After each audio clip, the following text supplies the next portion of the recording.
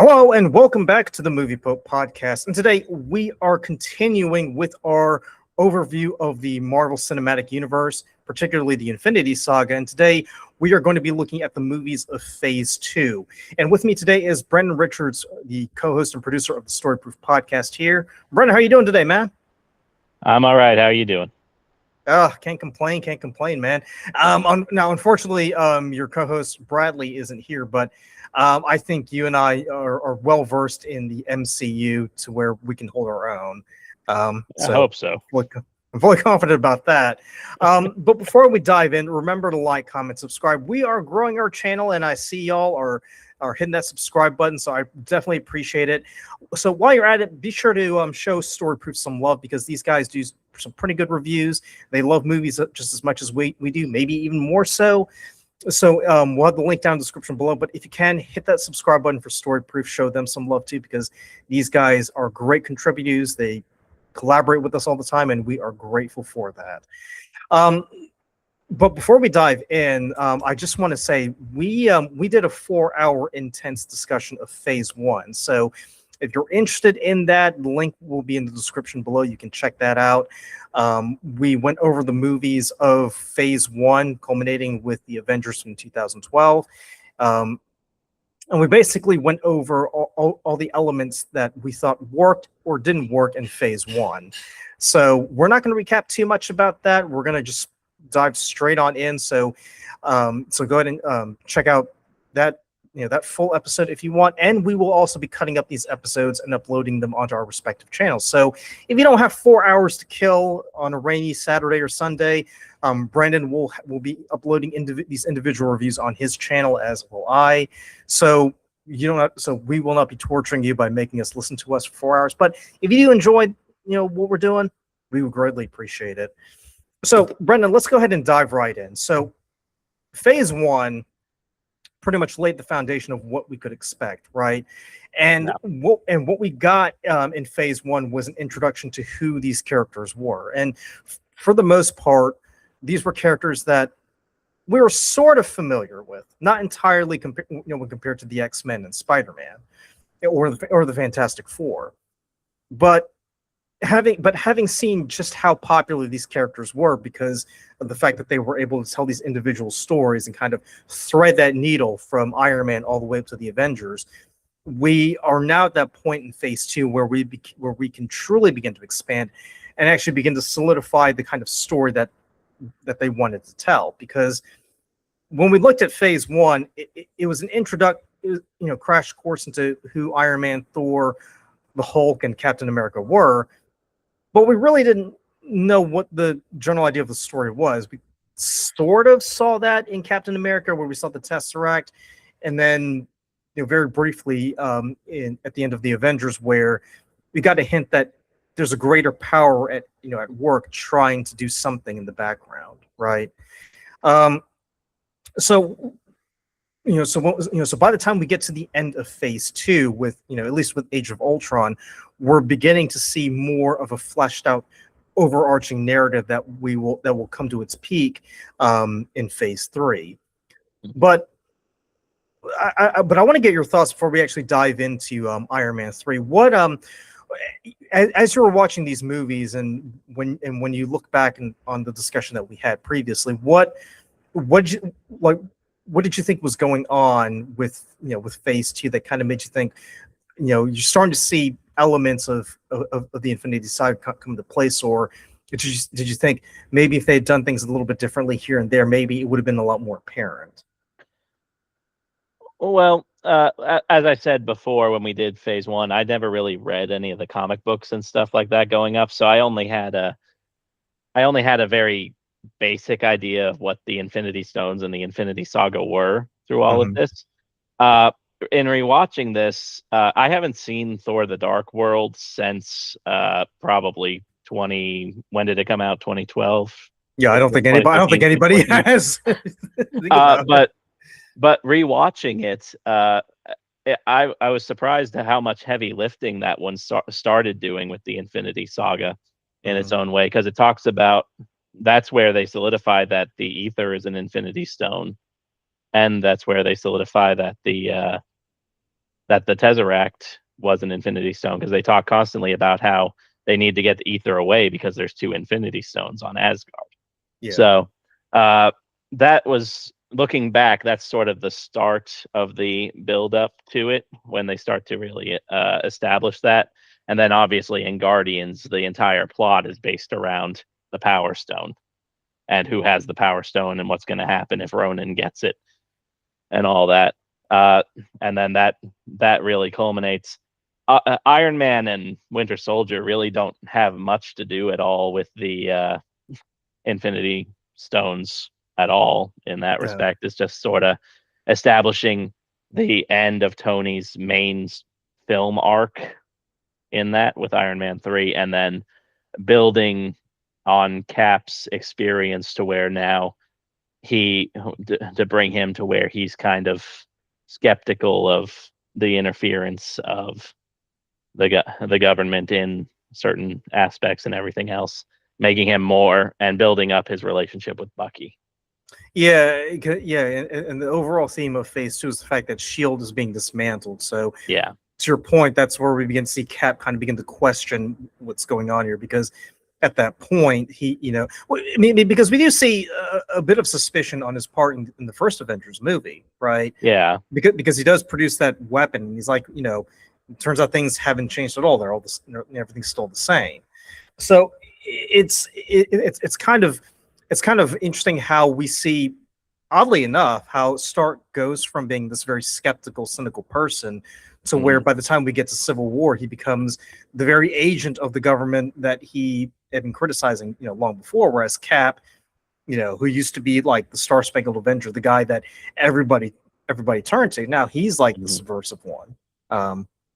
But let's go ahead and get into Iron Man 3, because Iron Man 3, I mean, let's be honest, like, we didn't, when we did our discussion of Iron Man 2, there were a lot of red flags that came up, and you and I had, me and Bradley had a lot of points that made us wonder, well, this doesn't sit right with us. I mean, Mickey Rooney, I'm sure, is a great actor, but you're really, really selling it hard if you want us to believe he is a Russian physicist who happened to spend time in a gulag in Siberia. And now we're getting to a point where Stark is becoming, I mean, he's becoming a bit suicidal, really, in this case. Yeah. I mean, he already kind of was throughout most of 2, but that's because he thought he didn't have anything to lose. Right. So he was just going ahead. This one, he's very much he's dealing with the PTSD and the drama of nearly dying at the end of the Avengers. So he's like, what am I going to do in this situation? I can't control what's coming from me. So what really do I have to go with me?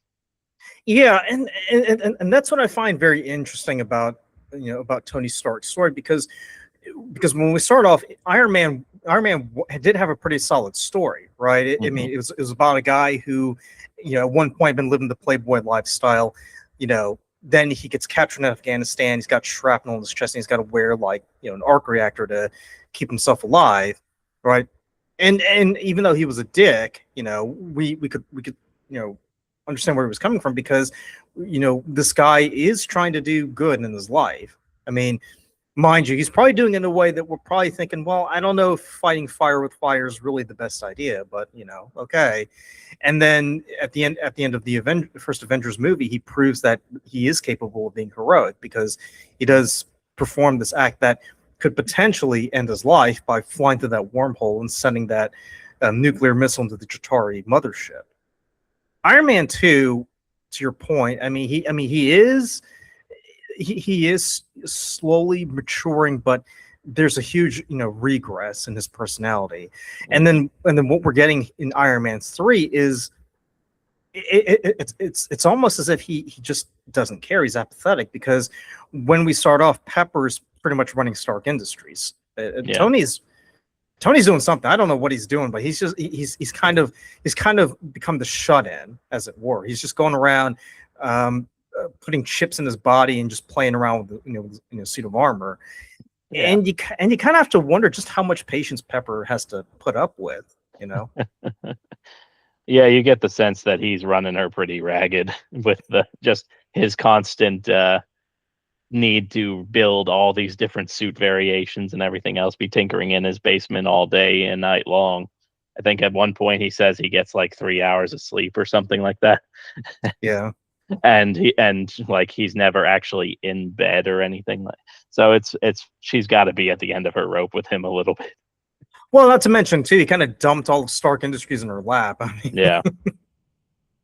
I mean, it's a great promotion, but it's one of those things where it's like, it would be nice if you actually asked the person first before you actually dumped, a multi-billion-dollar corporation into their lap. Yeah, I know I wouldn't handle that too well if somebody tried to do that to me.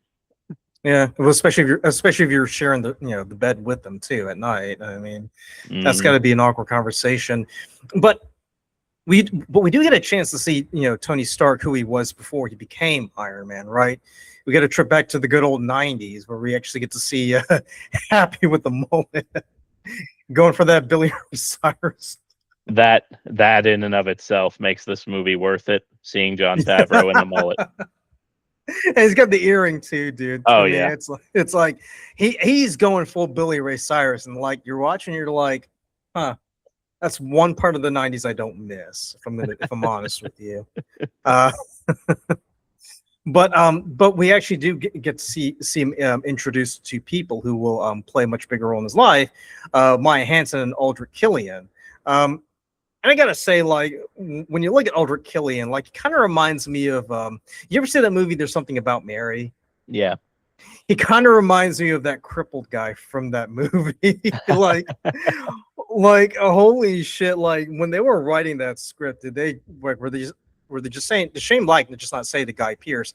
So I know this is hard to imagine, but just think of that dude from There's Something About Mary. That's how I want you to like look and act, and you'll be good to go. You know what? Knowing Shane Black, it would not surprise me if that's exactly what he did. That's what I'm saying. Like I'm watching, I'm like, he's probably watched that movie 100 times. That got lodged in his brain, and it's like, I'm just gonna like build a character around a crippled dude like that. But to Guy Pearce's credit, like he does a pretty good job with what he's given. Yeah. And what and what we get at the very beginning is Stark, besides Stark, having a little bit of afternoon delight, he and Maya Hansen is seriously trying to have him consider like the extremist program, right? Mm-hmm. And we see hints of it where Happy accidentally knocks one of the plants down and it kind of regrows its limbs, and Aldrich Killian is basically trying to pitch something to Tony, and Tony blows him off. And as we'll see later on, I kind of feel like if Tony wasn't distracted by Maya Hansen, I think he probably would have kept that appointment on the roof, right? Yeah, probably. I think he was at least intrigued for a minute because of how Aldrich approached him and stuff like that. I mean, it's not every day you get approached by a bespectacled crippled guy who's like, I have a proposition that could make you lots of money later on. Yeah. But to your point, so we flash forward to after the events of New York, right? Stark has become a shut-in. He's basically Miss Havisham at this point, except Miss Havisham never had a powered suit that could blow up buildings and stuff, and that we know of. Well, they did make Pride and Prejudice and Zombies. I mean. I mean, we're just saying, like, if anyone's out there, I mean, call us. We do have the credentials in filmmaking. We know what we're talking about here. That's what we call a plug for anybody who's wondering. But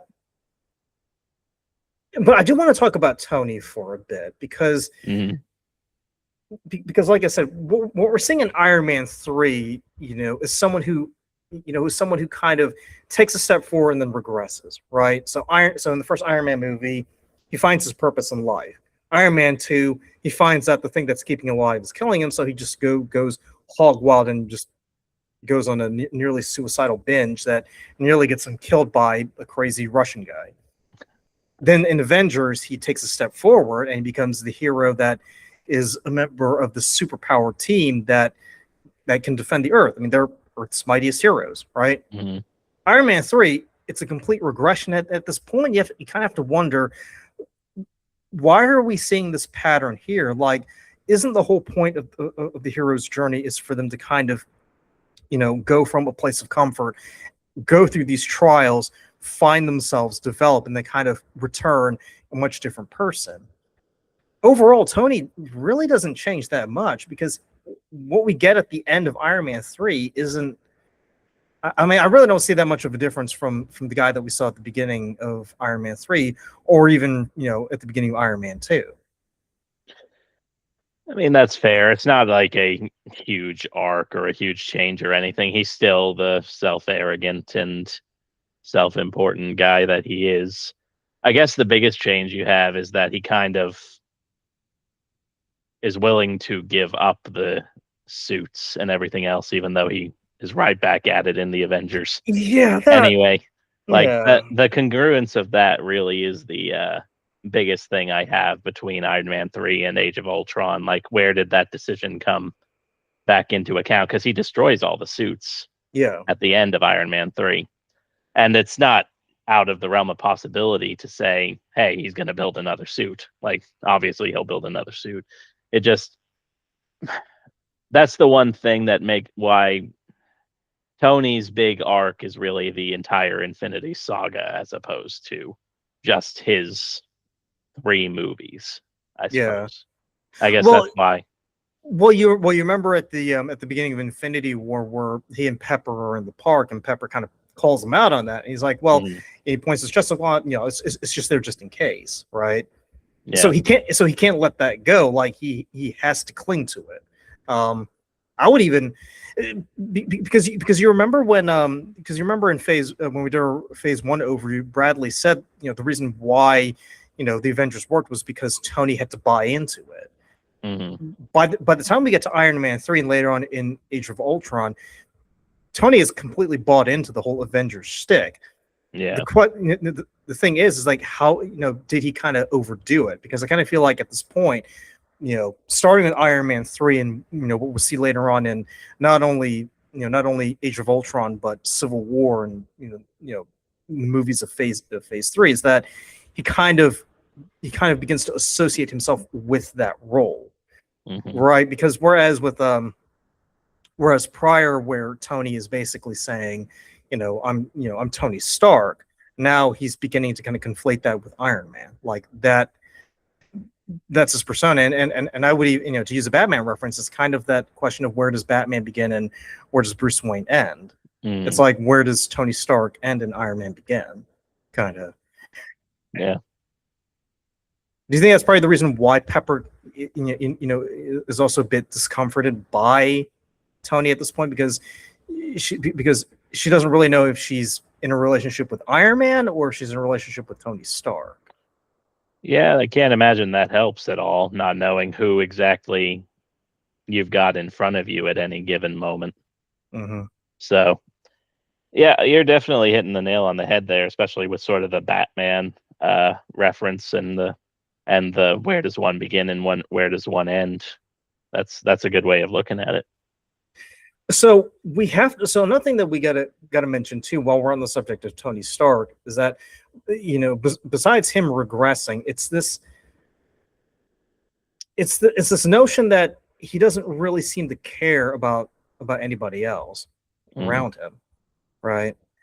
Did you have any issues with the way he interacted with the people around him throughout that movie? Yeah, he's very much dismissive of pretty much everybody around him, to the point and self-destructive, as we've discussed before, in the sense, like, he literally calls out the Mandarin, quote unquote, and gives him his address. He docks himself, basically. Yeah, he doxes himself. He swats himself almost. But I don't know if that's arrogance or if that's the PTSD coming into it. I don't know what exactly it is there, but like, the arrogance is definitely there. It only softens somewhat with the kid, with Harley, once he starts to, I guess, see himself a little bit in Harley, like his younger self, and just sort of this tinkerer, inventor sort of situation. And that sort of helps drive him there. But even then, yeah, he has definite ways of he has an abrasive personality, if we're gonna put it.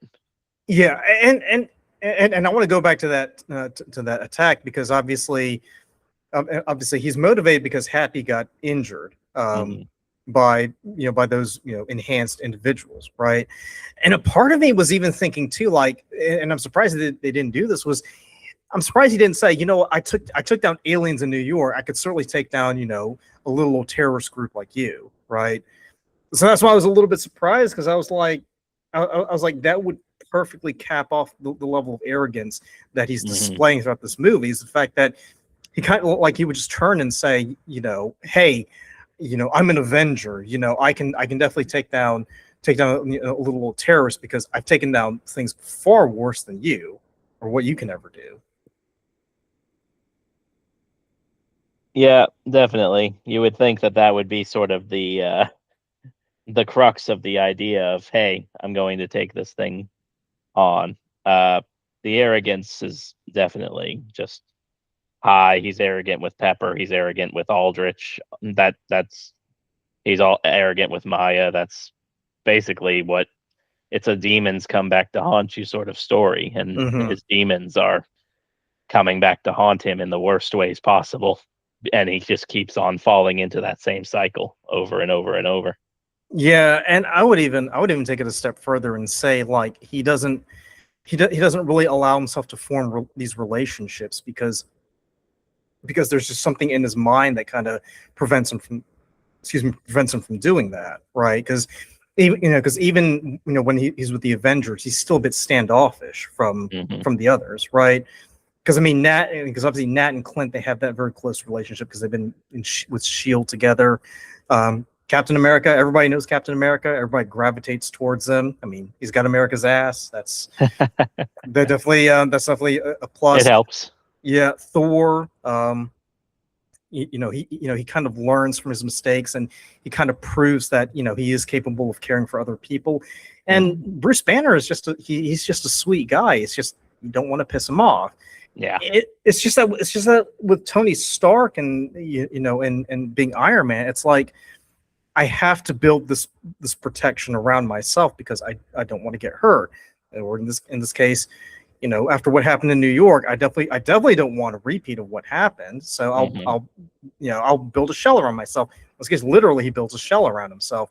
And to your point, it comes back to bite him in the ass because we are introduced to the Mandarin. And I'll tell you this, like as the movie develops, I begin to think you guys are putting way too many villains out there, right? They're trying to do what Nolan did, where Nolan would kind of introduce these two villains, but in Nolan's case, he was able to kind of expertly link the two together. So obviously, Scarecrow, was just the puppet. It was really Ra's al Ghul pulling the strings, right? Or like in The Dark Knight Rises, you think Bane is the guy who's the mastermind behind all of this, but turns out it's Talia. Talia has been playing everybody this entire time. So you see here with Shane Black, he decides, oh, the Mandarin, is the mastermind behind all of these attacks. But you see all these like enhanced beings going around and basically, turning themselves into suicide bombers, and you kind of have to wonder what the hell is going on here. And as the movie unravels and develops, you begin to think to yourself, okay, this is really, really disjointed. Did you have any issues with the way that the villains were presented, or even the villains, being allocated in this movie, as it were? I don't know. I tracked it okay. I think knowing how it goes with the Mandarin and everything else, and knowing it's all just an arm of Killian's apparatus, and sort of where he's trying to go with AIM. He's trying to drive all this discord and everything else, so everybody will have to do his thing. Like, it's very basic. It definitely feels a little bit like Nolan. I didn't have as much of a problem with it, maybe because I just really enjoy Ben Kingsley once the big reveal comes around that he's just Trevor Slattery. But I yeah, it is a bit disjointed.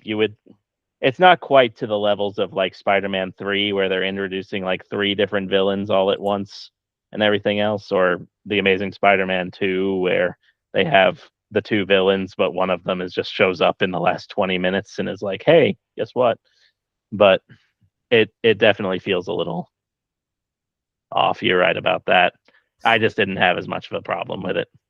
Well, not to mention too, because the Mandarin is traditionally depicted as an enemy of Iron Man in the comics, right? Yeah. So you would think that would be a bit more menacing. There'd be a lot more going on because obviously Iron Man 2 is kind of playing off the idea of terrorism and corporate espionage, right? Yeah. So then when you get Iron Man 3 with the Mandarin, he's supposed to be like a stand-in for Osama bin Laden. I mean, come on, let's be honest. He kind of has that bin Laden look, Yeah. So I feel like it's a wasted opportunity because again, I mean, Ben Kingsley is a great actor. Like you could do so much with him, and I felt like in this case, like he got wasted. And I think he gets wasted even further because, as we'll see in Shang-Chi, turns out he's not really the Mandarin at all, and the real Mandarin is kind of ticked off that he's been cosplaying as him for a long time. Yeah. Although he does kind of get rehabilitated in Wonder Man, but even then, it's like he still feels a bit underutilized, right? Yeah, they've never quite used Ben Kingsley to his full potential within the MCU. It and the Mandarin in general as a character and a thought is very much underwhelmed. Like they try to kind of build it up in the Shang-Chi, and it's just kind of it's there. I don't know. Well, another thing too, because the Mandarin that we see and I'm going to call him the Mandarin in Shang-Chi, I think he would have been a far more formidable villain for Tony Stark than what you see here. And I thought, Yeah, and I thought, well, I mean, that's a wasted opportunity. Like if he's just some actor who is just pretending to be a terrorist, that doesn't really do anything. I mean, the Riddler in the Batman, was a social media influencer, and he was far more intimidating than Trevor Slattery as the Mandarin. yeah, that's fair. So it's like you've already got a crap villain in Trevor Slattery's the Mandarin, and then along comes Aldrich Killian, who has lost the crutches and looks pretty good, right? Mhm. And it, oh my god, they just make it so obvious. Like this guy is not to be trusted. Like the moment he meets up with Pepper, it's like, yeah, like this guy's bad news bears, all the way around.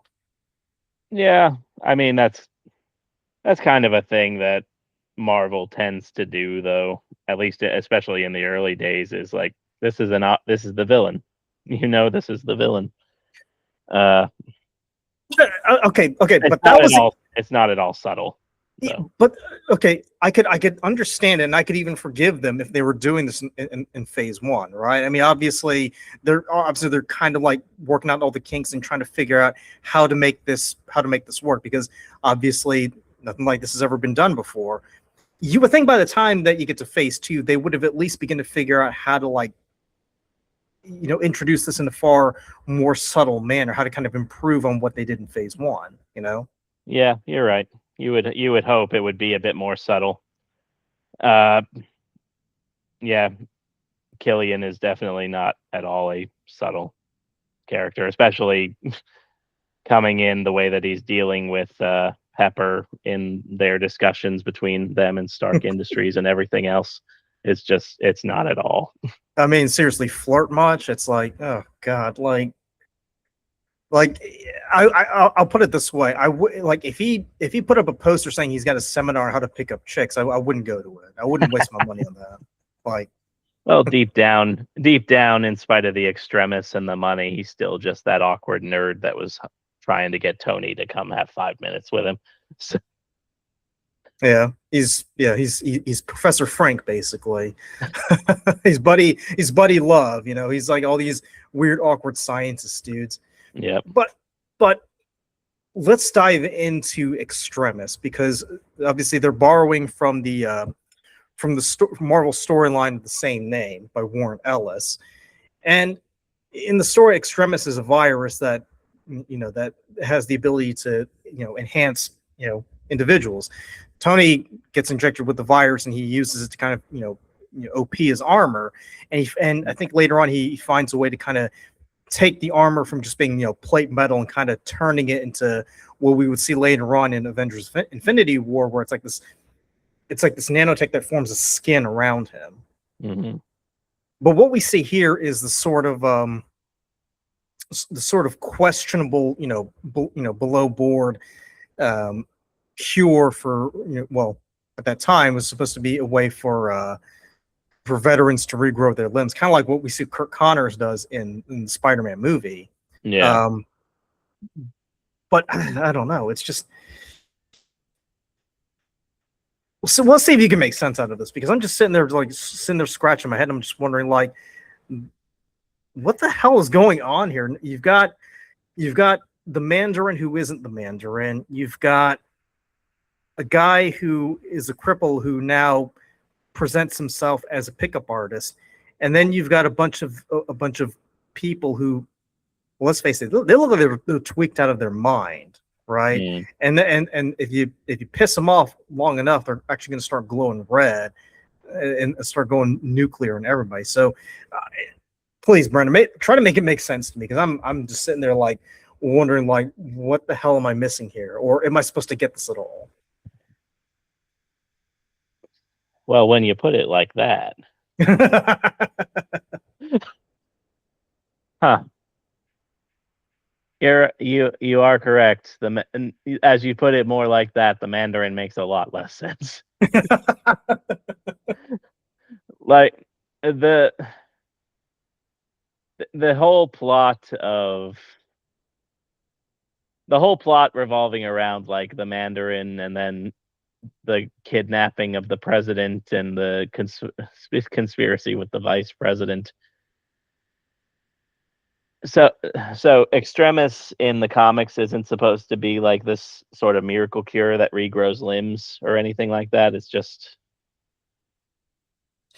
yeah. So yeah, apparently it's supposed to be like this. Again, I refer to Kirk Connors from The Amazing Spider-Man, where yeah, it's supposed to regrow limbs.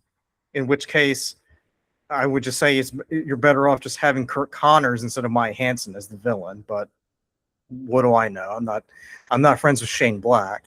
well, we couldn't do that. We're not on good terms with Sony yet to use the Spider-Man characters.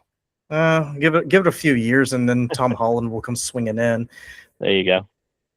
I honestly don't know, like, why they would go with Extremis, because here's my issue. I think you've already got a pretty solid story with Tony dealing with PTSD, as it were, right? Yeah. So if you wanted to do a different Iron Man story, you could kind of do Tony trying to figure out how I'm going to make sense of all of this. Like, how am I going to make sense of what happened here? And if you do want to introduce a villain that kind of messes with his head, I would say you would just stick with the Mandarin, kind of like go with that, because Aldrich Killian and then AIM makes absolutely no sense, because he keeps talking about, oh, I've got a think tank called AIM, and then AIM is doing this, AIM's doing that, but we never really see AIM, really. Yeah, unless it's just Killian and Maya Hansen, that's it. And I guess if you want to, Trevor Slattery, I don't know, but I can't figure it out. I mean, Brendan, please try to make this make sense, man. You know what? You're making it make less sense to me the more you talk about it. So, yeah, I got nothing. The AIM thing is completely. The only thing I can think is, I know I read someplace along the way that Shane Black, when he was brought in and started working on the script, wanted to make some sort of a Tom Clancy-esque techno thriller sort of deal going on here. And it, like, he wanted to be just this big old like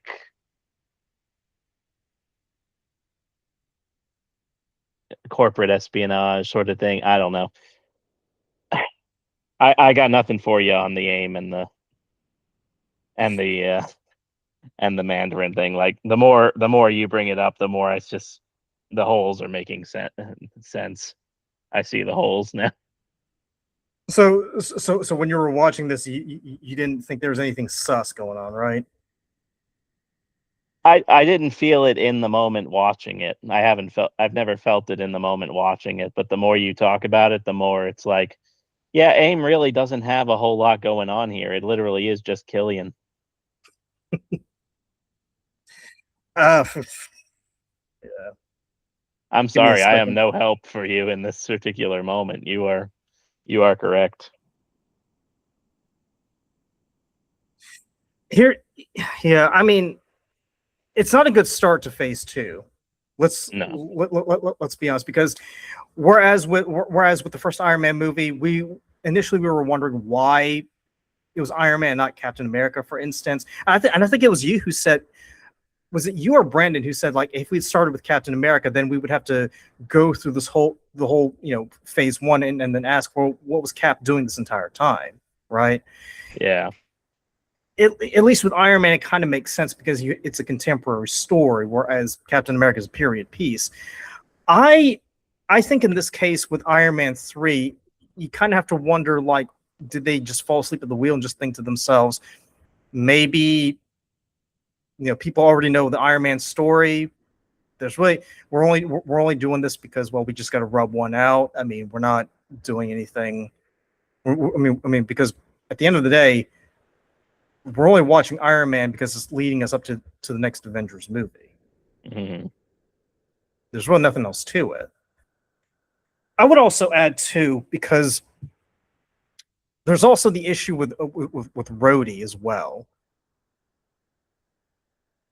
Because Rhodey is, well, one, Rhodey is wearing an ostentatious suit, the Iron Patriot suit, right? Yeah. So now it's like my guy, like, you're basically Captain America, the Captain America stand-in in an Iron Man movie. Like, I get they're trying to, like, expand the Avengers roster and try to make things a bit more expansive because obviously it's phase two. They want to, like, start making things a lot bigger. But at the same time, it's like you've got James Rhodes wearing the Iron Patriot suit, which, as I'm watching it, I cringe because I'm like, it's like made in 2013, right?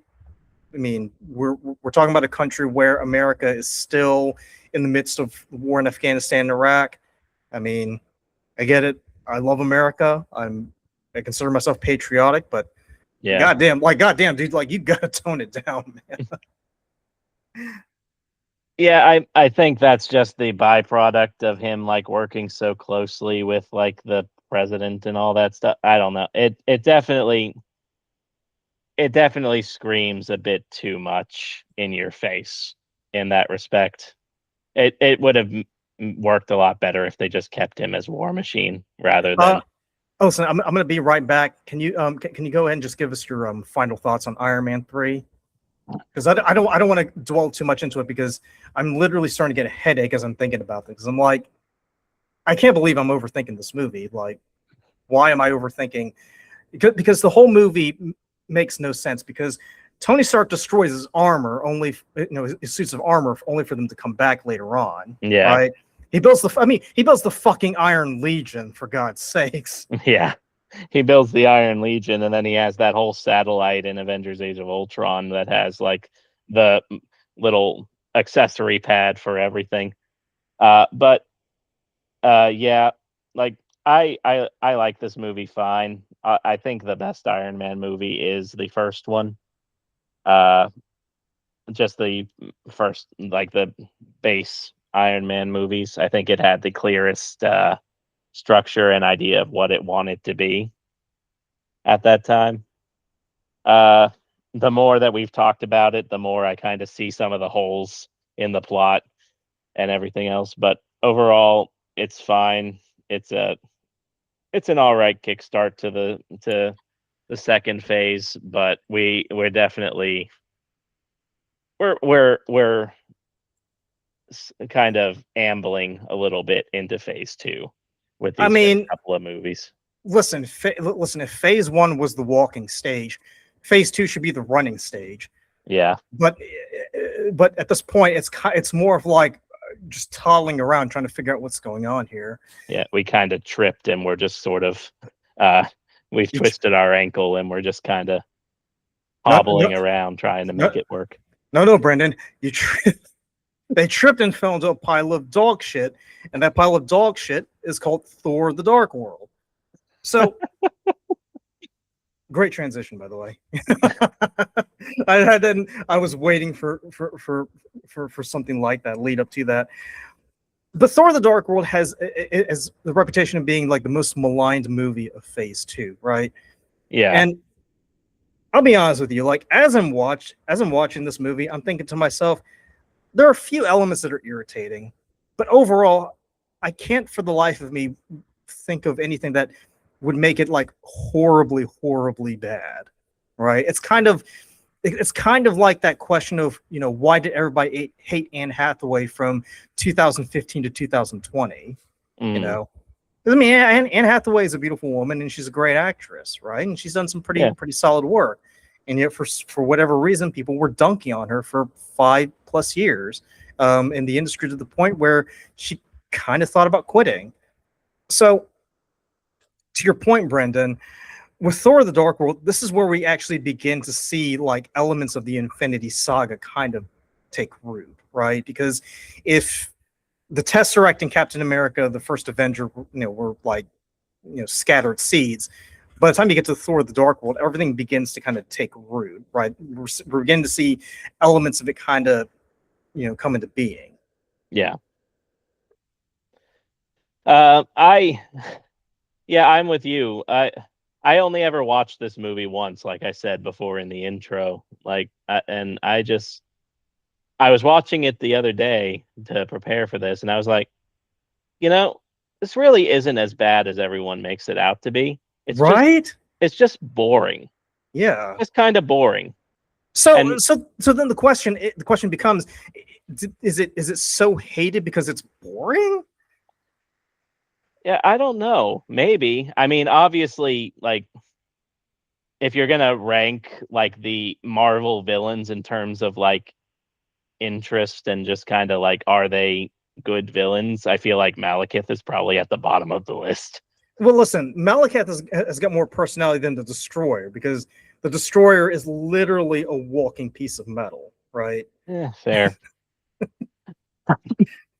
But I don't know where every list you ever see, like, this is at the bottom of everything. And is it just one of those situations where like we have to call something the worst, so we have to make it the worst? But this movie is for the most part entertaining. It's competently shot, competently made.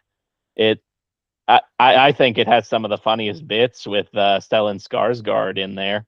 Like, Stellan Skarsgård is a treat in this movie. I mean, seriously, the Stonehenge scene, I totally forgot about that, and I'm watching. I'm like, I forgot he was naked in this movie. But yeah, it's just kind of boring. It's just kind of there. Nobody really thinks about it, and maybe that's why it's so maligned. Is because nobody really thinks about it in the grand scheme of things.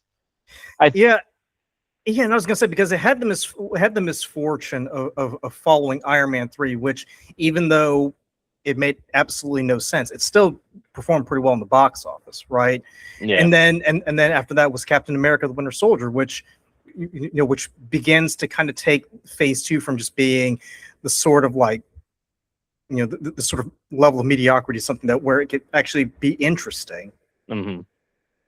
But I don't know, like, because to your point, it is boring, but at the same time, it's so crucial. And I think that's the issue that this movie is grappling with, is because we're talking about a movie where it lays so much foundation. And I'll even admit, like, when I watched Age of Ultron, there were elements where I was just thinking to myself, well, hold on, like, that kind of doesn't make any sense. Where does that come from? And then you watch Thor: The Dark World, and you're like, oh, okay, so like the ether and all that, like, okay, it's beginning to make sense now.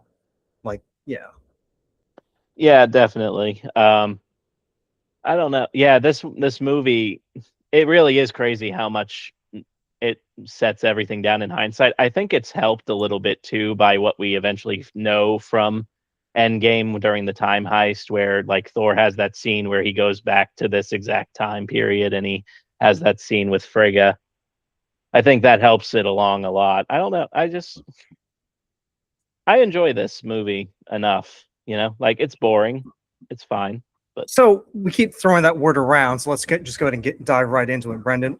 What were the elements of this movie, according to you, that didn't work, that were boring?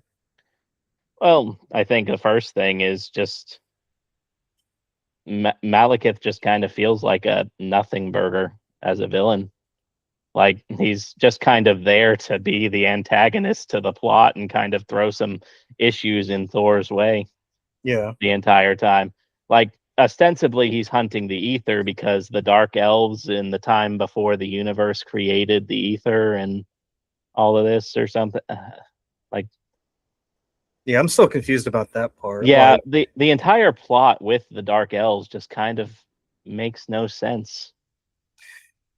well, I mean, I think they're doing it just because, again, they just want to expand on Thor's universe. Because with Iron, because like we said earlier in our discussion of Iron Man 3, they introduced the Mandarin because the Mandarin is traditionally an Iron Man villain. Yeah. Malekith is traditionally a Thor villain. So obviously they're just trying to expand, like, the universe within the MCU. But I still feel, like with Malekith, they could have done a lot more with it, because I wasn't opposed to Malekith being the villain. I thought he had a lot of potential, but traditionally in the comics, Malekith is more obsessed with the cask of ancient winners, which we already saw in the first Thor movie, and obviously they couldn't bring that back. So they're like, well, let's just make Malekith obsessed with the ether because he likes darkness for some weird reason. I'm just sitting here thinking about it now. Do they even actually have an interaction outside of when he shoots the lightning at him after he kills Frigga and then like the final battle? Do Malekith and Thor even actually like have a conversation of any sort? They keep missing each other. That's another thing too, and I'm glad you brought it up, because you would think with a villain like Malekith, who's eons old, right? I mean, for God's sakes, at the beginning of the movie, like, he's fighting Thor's grandfather. Yeah. At the very beginning, you would think like he would have a much more vested interest in trying to take down Asgard. Yeah. Just because for one, he's fought Thor's grandfather. Presumably, he's had a bit of a tussle with Odin, and then here comes Junior, swinging his hammer around. I mean, you would think at that point he would have a far more vested interest in taking down, Thor Odinson, just because he's had to deal with his family for 3 generations now. But yeah, definitely. But he's just obsessed with red sludge. Yeah. Like, really? Like, yeah. I guess it's hitting me now. It's kind of similar in a way to the Iron Man 3 villain problem, where like he just doesn't have any reason to be there except to discuss the ether. well, Like he has no relationship to Thor, so it automatically makes him less interesting as a villain to Thor. Well, no, Brent, I will modify this statement and say that they removed any reason for him to have an interaction with Thor, right? Yeah. Because like I said, I mean, you could easily tell a story where, and this is where it kind of bothers me too, because you remember Thor: Love and Thunder, you had Gore the God Butcher going around killing all these gods, right? And he's pissed off because the gods didn't help his family. I think Malekith would have been a perfect villain. I mean, if you've taken like the motivation that Gore had in Love and Thunder kind of applied to Malekith, I think that would have made Malekith a far more dangerous character, because he's already got a personal vendetta against Thor's family. He's also the leader of the Dark Elves. And we've seen that the Dark Elves do have the capability of putting up a pretty stiff resistance against the Asgardians. I think that would have been a far more interesting story, because think about it, because they find a way to infiltrate Asgard, and they invade, and they do whatever it is they do, right? Yeah. And then one of the Dark Elves ends up killing Frigga as a result, right? But the whole reason is because they want to get to the ether. Yeah. Which which I guess makes sense, but it's only because it's in the body of Jane Foster. But I'm thinking like if they kind of like made it a bit more personal, it would have been a far more interesting storyline. And I think Malekith would have been and his Dark Elves would have been far more dangerous, because they all would have had a reason to kind of go after Thor and the Asgardians, because they have like a personal vendetta against them. Their interest in the ether is just incidental, right? It's nothing, or I should say coincidental, because they also want the ether, but their primary reason is they want to go after Asgard. And then by the time you get to Ragnarok, that's the perfect culmination, where Asgard has been severely weakened because the Dark Elves came, destroyed Asgard. Asgard manages to survive, but it's barely hanging on. Then Surtur comes along in Ragnarok and finishes the job. Like, that would have been a perfectly good needle to thread right there. But instead, it just had to be some story. Basically, it's Malekith, doing Thanos. Yeah. It's Malekith chasing after a MacGuffin. Yeah, exactly. And I wouldn't say it's boring, but I would say like it's uninteresting, because at that point Malekith just becomes another villain who can be easily disposed. Because if you think about it, you get rid of Malekith, they're just going to bring in someone else, i.e. Thanos, to go after the ether, i.e. the Reality Stone, and Bob's your uncle. Just go from there.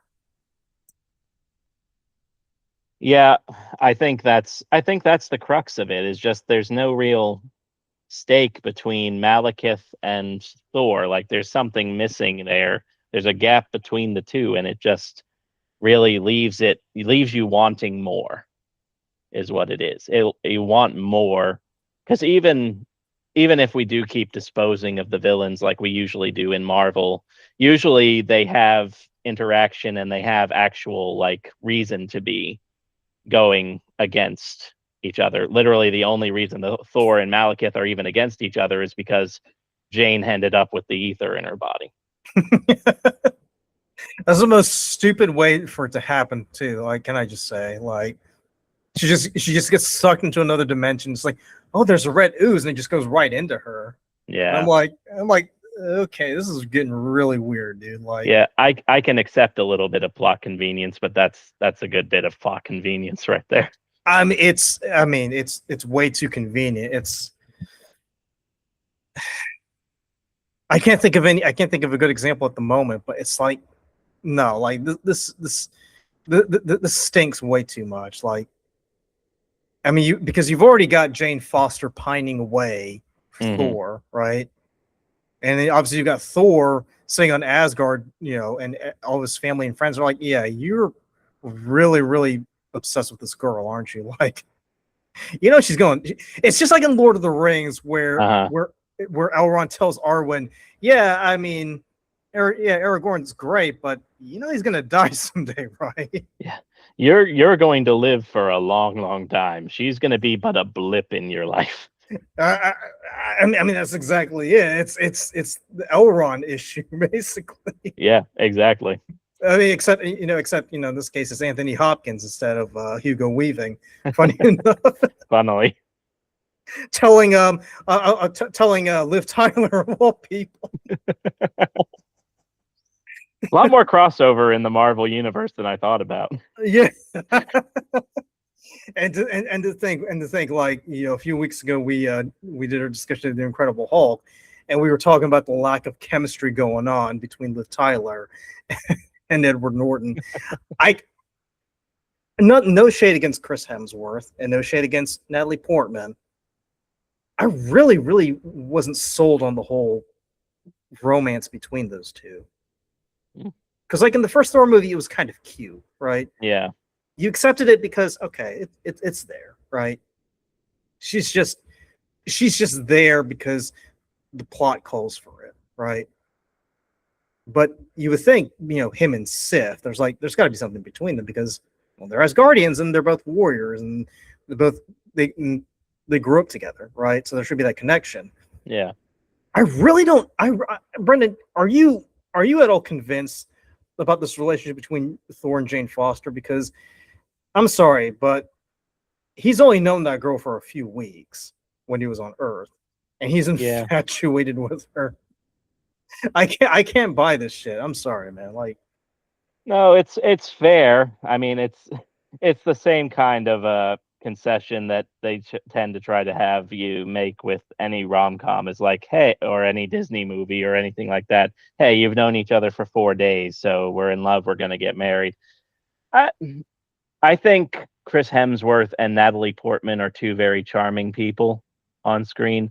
I think they're both very good at being charming together. I don't necessarily have the 100% buy into them having romantic chemistry between one another, so that's fair. The thing I forgot about Thor: The Dark World, for sure, was they were pushing this little love triangle thing with Jane and Lady Sif and Thor. That failed spectacularly. Oh God. So that was fun to relive rewatching this, because like Odin's trying to push it, Sif's giving Jane like sideways glances, like, "What are you doing here? You don't belong here." It's just, yeah, that thing did not work very well for me at all, for sure. And also too, like I also don't understand like what purpose she plays in this movie, because apart from being, the unwitting host of the ether, she really doesn't do much in this movie. No, she really doesn't have. She's a part of the MacGuffin. Yeah, basically, in all of this, she becomes the MacGuffin. Yeah, exactly. So she really doesn't have a role to play in any of this. You're right. She's just sort of there to be the object that Thor and Malekith have to go against each other for. I mean, even if you take her out, then Malekith, would have no interest in Asgard, which again I think is a little BS, because again, given what we've seen, you would think this guy would have a huge beef with Asgard, but it's kind of like Malekith's like, whatever, Yeah, it's weird. It feels like it. Now that I think about it, Darcy kind of plays more of an important role in the plot than.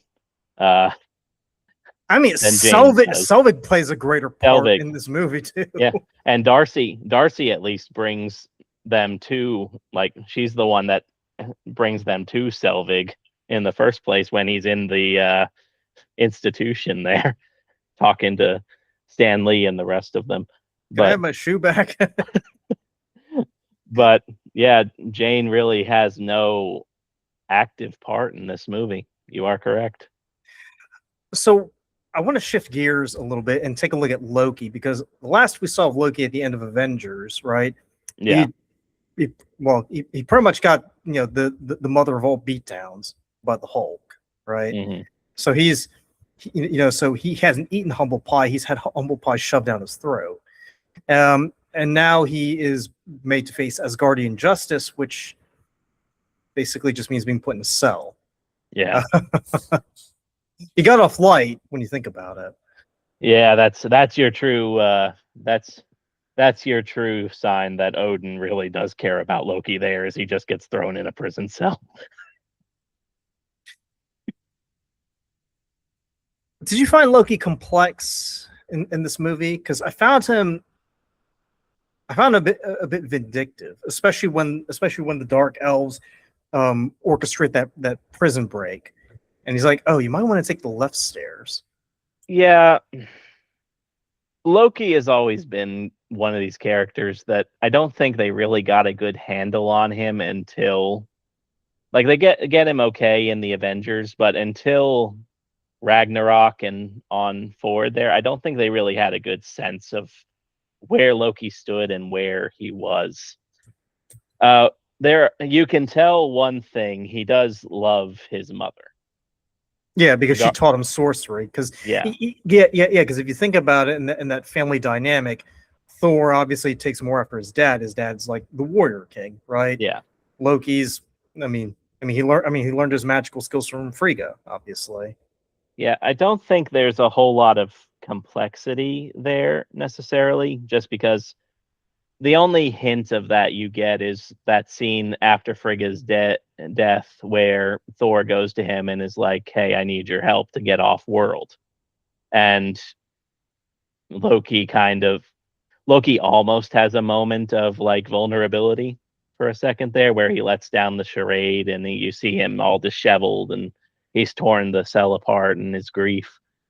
Uh, and then you have that moment on the skiff where it's like trust my rage, and they play the little trick on Malekith to be like, hey, but I don't know. Again, I don't think they really had a grip on where Loki stood on anything until Ragnarok. Yeah, because Ragnarok, by that point, you begin to see like he's actually a three-dimensional individual as opposed to, and I would even I might get flack for this, but I blame Kenneth Branagh for what he did in the first Thor movie, because he was trying to make him more like an Iago-like character, right? Yeah. Kind of like a mix between Iago and Claudius from Hamlet, which they're great. They're great villains from stage, but as great of an actor that Tom Hiddleston is, I kind of felt like Branagh was trying to give him too much direction. And then when they did Thor: The Dark World, it was pretty much this. Well, just keep playing the same character you're playing in Thor, but they'd be a bit disheveled if you don't mind. Yeah. And so I mean, Hiddleston kind of, in my opinion, I felt like he was kind of boxed into that role, because Branagh told him at the very beginning, try to imagine yourself as like an amalgamation of like Iago and Claudius, and maybe maybe a little bit of these other villains from Shakespearean drama, which would make sense, because Hiddleston did train as a stage actor. He did get classical training, but it kind of misses the mark of who Loki is as a character. Yeah. Now, to Hiddleston's credit, he has broken out of that mold and kind of made him a far more interesting character. So up to the point where by the time you get to the end of season 2 of Loki, this is a character that is completely different from what we saw in the first Thor movie, and for the better too, because he's no longer this villain who's like standing there and pontificating, talking about how he will rule the world and all that stuff. But this is someone who actually has a lot of insecurities and fears about himself, right? And doubts about him. I should say doubts about himself, not fears.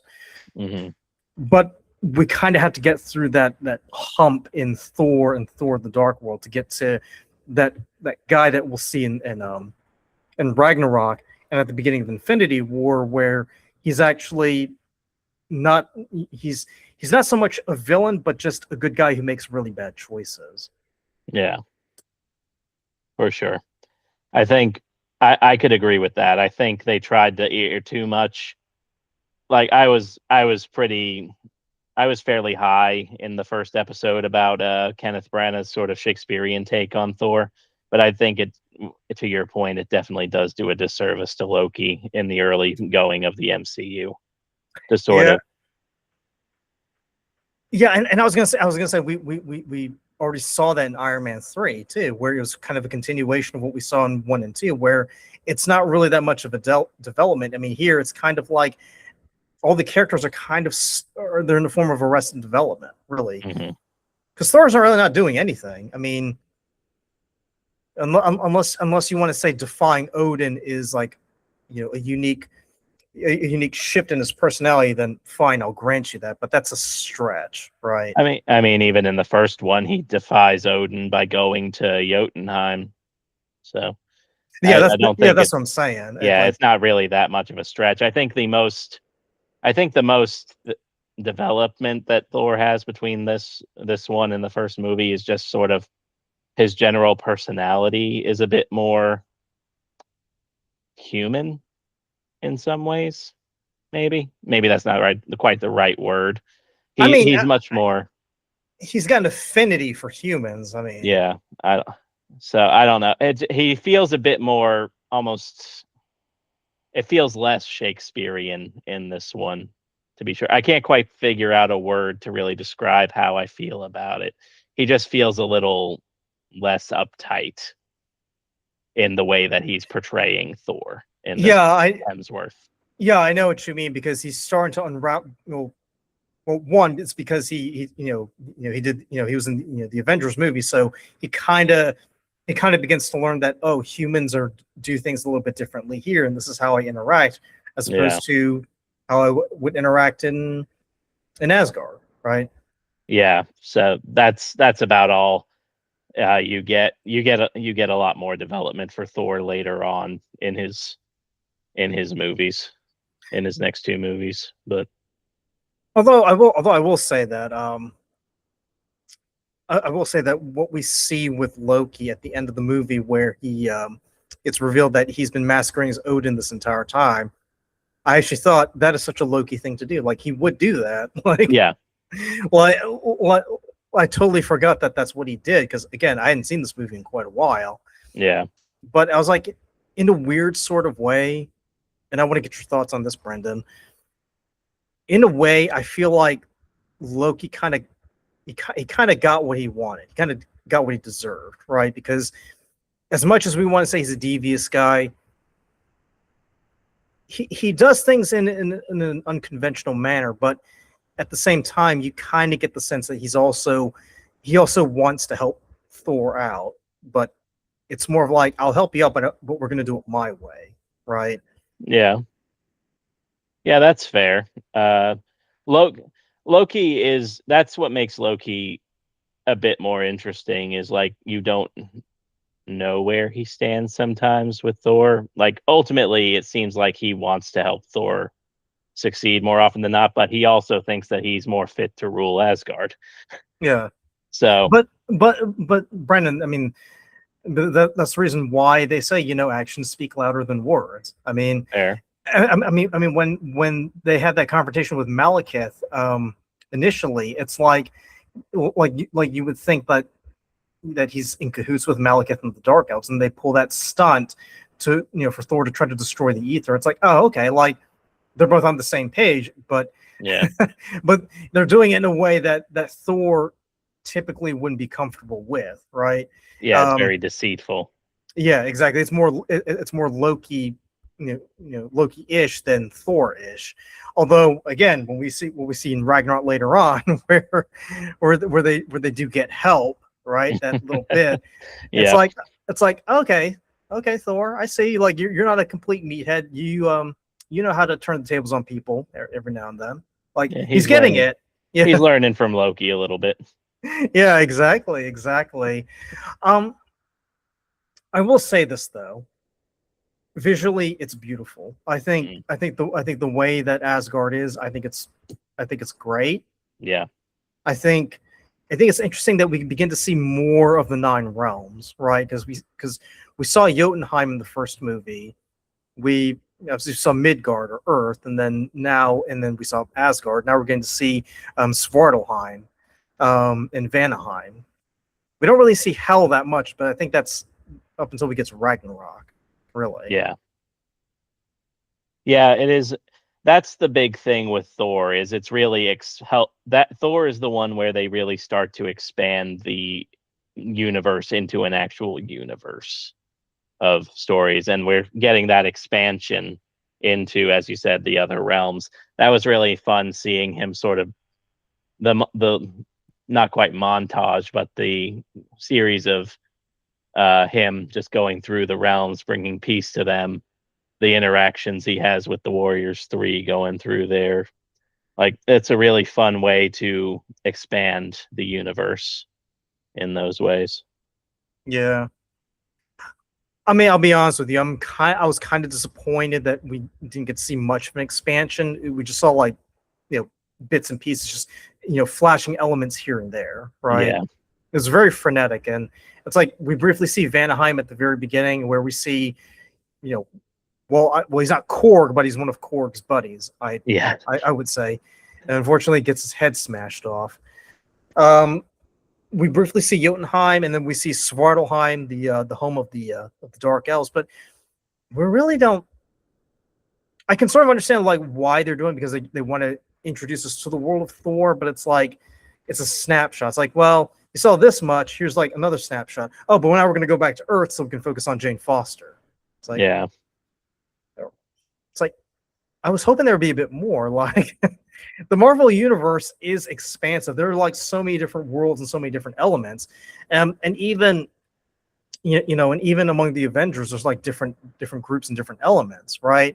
Because you've got the main core of Avengers, but then you've got like Alpha Flight and West Coast Avengers and Great Lake Avengers and all these different Avengers groups, and then you've got the X-Men, you've got the Fantastic Four, and members of the Fantastic Four and the X-Men are also considered members of the Avengers.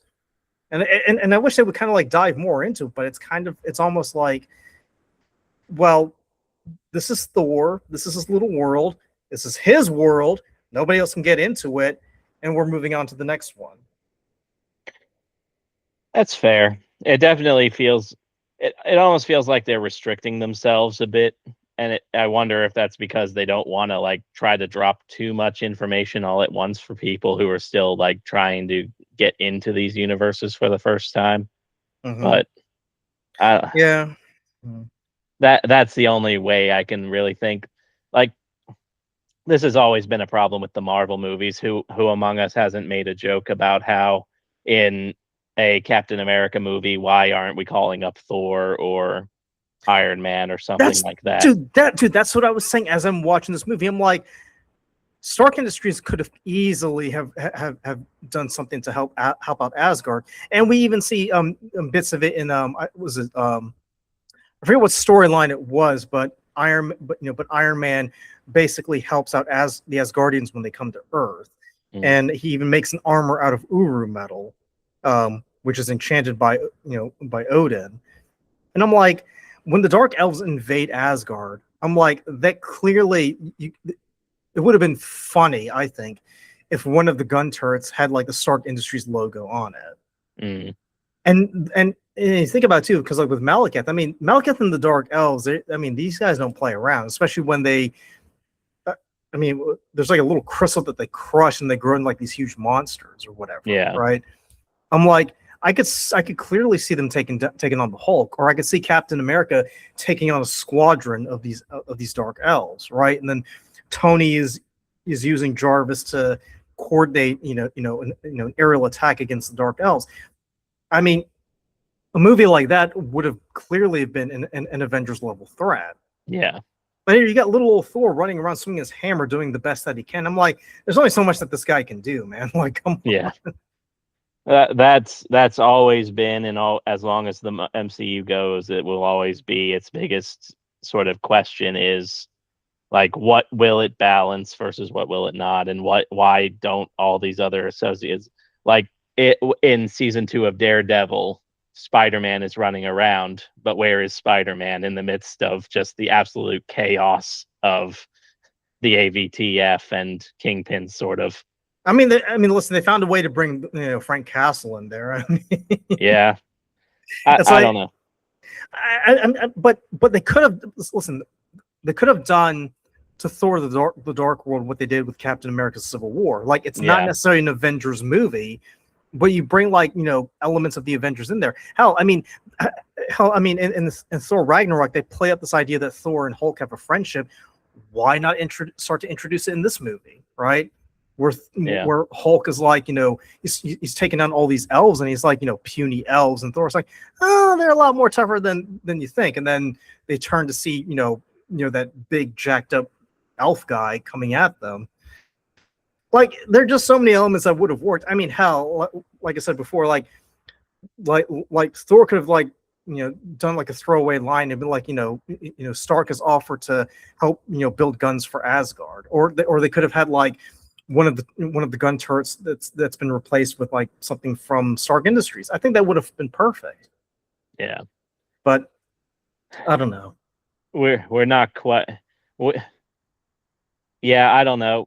It would make more sense to have that sort of a connection, even like you said, just a throwaway line like about like, hey, Stark can help with this, or Hulk, I could go get Hulk, or something like that. Just something, because you're right. I would love to see that big jacked up elf fight Hulk. That would be entertaining as hell.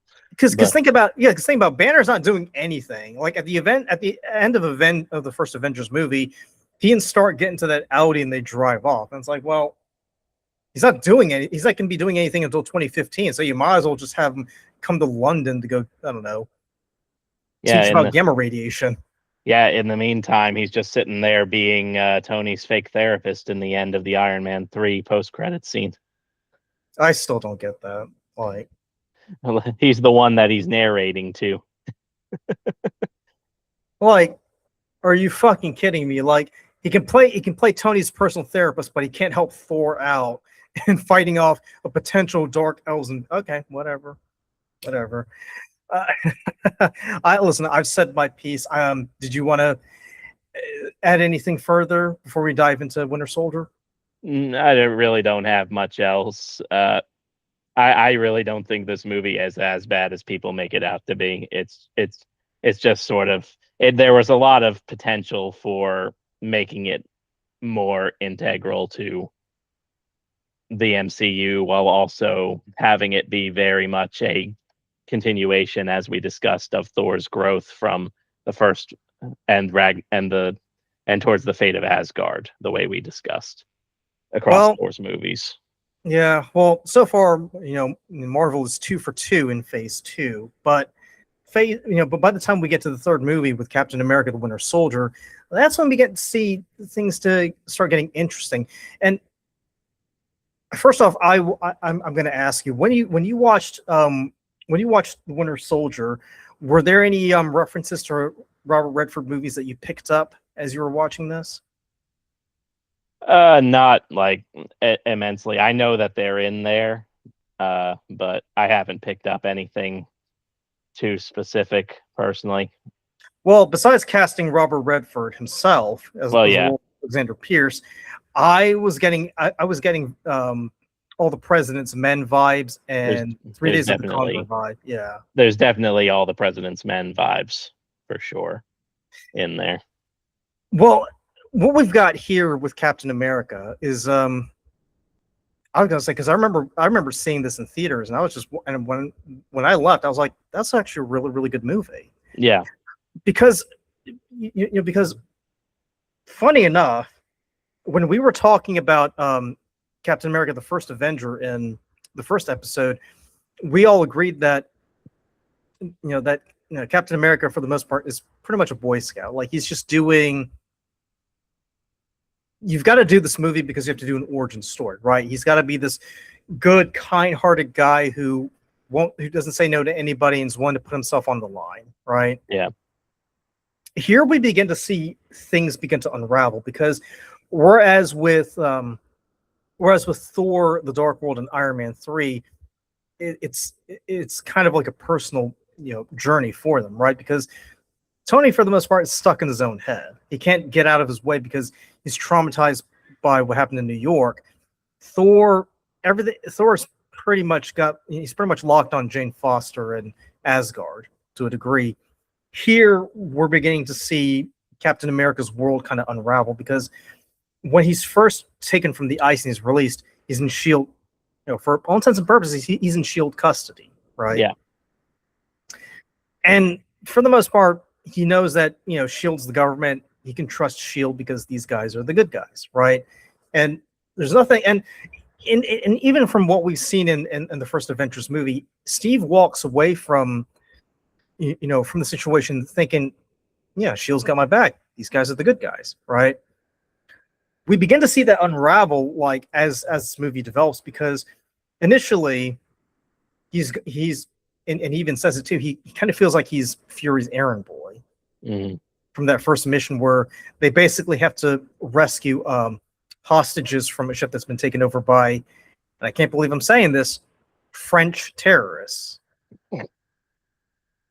So let's dive into Captain America: The Winter Soldier. I'm sorry. I mean, how hard was it to wrap your head around French terrorists? Really? I don't know. I mean, it is an odd way to go about it, but it is. I guess I don't know much about it's Bartrock the Leaper, right? That's the one who's leading this group. Well, in this case, they just call him Batroc, but yeah, he's Batroc the Leaper, and he wears a really, really weird costume in the comics. But It's like Hawkeye's costume, but more garish, if you can believe it. then Hawkeye's comic book costume. Yeah, let me see if I can find a picture of Batroc the Leaper and show you. Because like when I saw this, I was like, there's no fucking way anybody takes this guy seriously. Like, because when you actually see Batroc in Winter Soldier, you're like, okay, like I can definitely see why the Russo brothers definitely went for this design instead of this one. So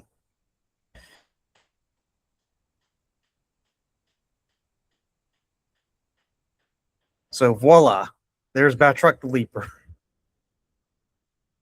Looks a little bit like worse. Hawkeye's costume. Yeah, that's worse. The mustache really sells it. Really, because I thought the scarf was a bit much, but hey. Well, that's how you know he's French. Oh, I'm sorry. So the mustache wasn't a giveaway. You had to put on the scarf. No, we apologize to any French viewers that might be coming around. Oh, well, I mean, it's their own fault, really, for having weird mustaches. But listen, I don't think you and I will be doing a review of The Devil Wears Prada 2 anytime soon. Yeah. That's for sure. Yeah. But to get back to the Winter Soldier, though, because because Cap at the very beginning, he's on this mission, and for the most part, it's pretty simplistic. Like he's going to go save some hostages who've been captured by Batroc and his associates. Nothing to it, right? Mm-hmm. Cap makes quick work out of everybody because obviously he's Captain America. But then Romanoff goes and does her own thing, and he's been like, "What are you doing?" Like, thought we were on the same page here. Like, why are you going off doing your own thing and you didn't tell me about it? Because I thought I was team leader. And Romanoff's basically just saying, "Yeah, don't worry about it. It's not. Fury's for just you." got a thing for me. Fury's got a thing for me. Fury and I go way back. So, I mean, I'm sorry if that offends you, Cap, but I mean, he trusts me a lot more than he trusts you. Already driving a little bit of a wedge between where Rogers is versus everybody else. Yeah, and that's another thing too, because Fury is initially hesitant to tell him what's going on here. Because you remember when he confronts Fury, he's basically saying, "Listen, I need to know what's going on here." And Fury just says, "All right, we'll give access to oversight for Captain Rogers." And the voice just says, "Yeah, he doesn't have the clearance. I can't tell him." And Fury just says, "Well, override that." So at that point, you begin to wonder just how much does Cap not know, and just how much is Fury willing to keep away from him? Because remember, Stark hints at this in Avengers, where he's like, "Listen, Cap, he's a spy. He's the spy. Like his secrets have secrets." So so now Steve is beginning to see, maybe Stark isn't just being cynical. Maybe there is some truth to the stuff he's been telling me. So I want to get your thoughts on this because, like I said, in the first Avengers movie, he's pretty much a one-dimensional character, right? There's really not much going from him. He's just this big Boy Scout. He just happens to have a very expensive vibranium shield, and he's America's golden boy. How do you feel about what we see here, where things begin to unravel, and not only his relationship with Romanoff, but with Shield and Fury? I think this movie does the most heavy lifting that it needed, that could be done to make Cap a very interesting character. In this, I'll go ahead and say it up front. Cap was always my favorite character in the MCU. I think a lot of it comes from this movie, because you start to break down that golden boy, I'll do whatever America says because America knows what's best persona that I think we mentioned it in our last episode, but Captain America has kind of the same problem Superman always has. He's the star spangled red, white, and blue. America is the best golden boy with very little imperfection and everything else like that. Like he's just there. So it's hard to make a character like that interesting unless you take his worldview and you completely smash it to a pulp. And you make him see, okay, the world that I grew up in is no longer the world that is around anymore. It emphasizes his man out of time nonsense, his mantra, his existence of, okay, I grew up in the 20s, 30s, 40s, and the world is so different now that I've woken up in it. It really just emphasizes that. So I think how they handled Cap in this is phenomenal work by the Russo brothers. And I would take it a step further too, Brendan, and I would add that, I would add that that Cap begins to adopt more of the modern world cynicism, right? Mhm. Because up until that point, he's got that optimism that that there's good in everybody and that everybody is capable of doing great things. That worldview sort of shifts a little bit in the first Avengers movie, but it doesn't really move the needle. When you get to Winter Soldier, that's when things begin to change a lot for him, because first of all, Fury gets killed. Killed, I should say. And Steve is brought into the office where he meets with Pierce, and Pierce just asks him, "Hey, what did Fury tell you? What's going on here?" And you begin to get the sense of unease that there's something amiss, right? Because earlier Pierce talks about how he and Fury were close and they were tight as brothers, and Fury disobeyed his orders, but he rescued him when he was in a hostage situation, that kind of stuff, right? So the fact that Pierce has to ask Cap, "Hey, what exactly is going on here? What did he tell you? Why was he at your place?" And he can't get anything out of Steve. It begins to show that there's a shift in the way that Steve understands and operates in the modern world, right? Right. Because even up until that point, in 2012, he was still an open book. Really, like he kind of put all of his cards out on the table. And to Tony's credit, he did try to steer him away from that to a degree, but it wouldn't be until his confrontation with Pierce where he begins to get the sense that maybe there's something else that's going on here that I don't know about, that I should be a bit more guarded against, right? Because not only do we have Pierce kind of acting a little bit creepy, but then we've got the famous elevator scene. I gotta say, like, I've only got 2 words for it: fucking badass. Oh yeah, it's got to be, if it's not the but one of the it's one of the best sequences in the MCU. I know, and you can appreciate the callback too later on in Endgame. Oh yeah, definitely pays off beautifully. But what we get here is a game of cat and mouse, because Pierce basically just says, "Oh yeah, we're coming after you, Cap." Like this is no joke. Like and correct me if I'm wrong, but he does pin the murder on Steve Rogers, doesn't he? I'm pretty sure that's what happens. Is he pins the murder of Fury on Rogers, and that's what causes him to have to run. So yeah, you're right about that. Now, we've been talking about MacGuffins for quite a while. So the MacGuffin here is that flash drive, which Natasha obtains, which she gives to Fury, and then Fury gives to Steve. and then Steve puts it in the vending machine. Where I gotta say, I absolutely love that scene where he goes to the hospital.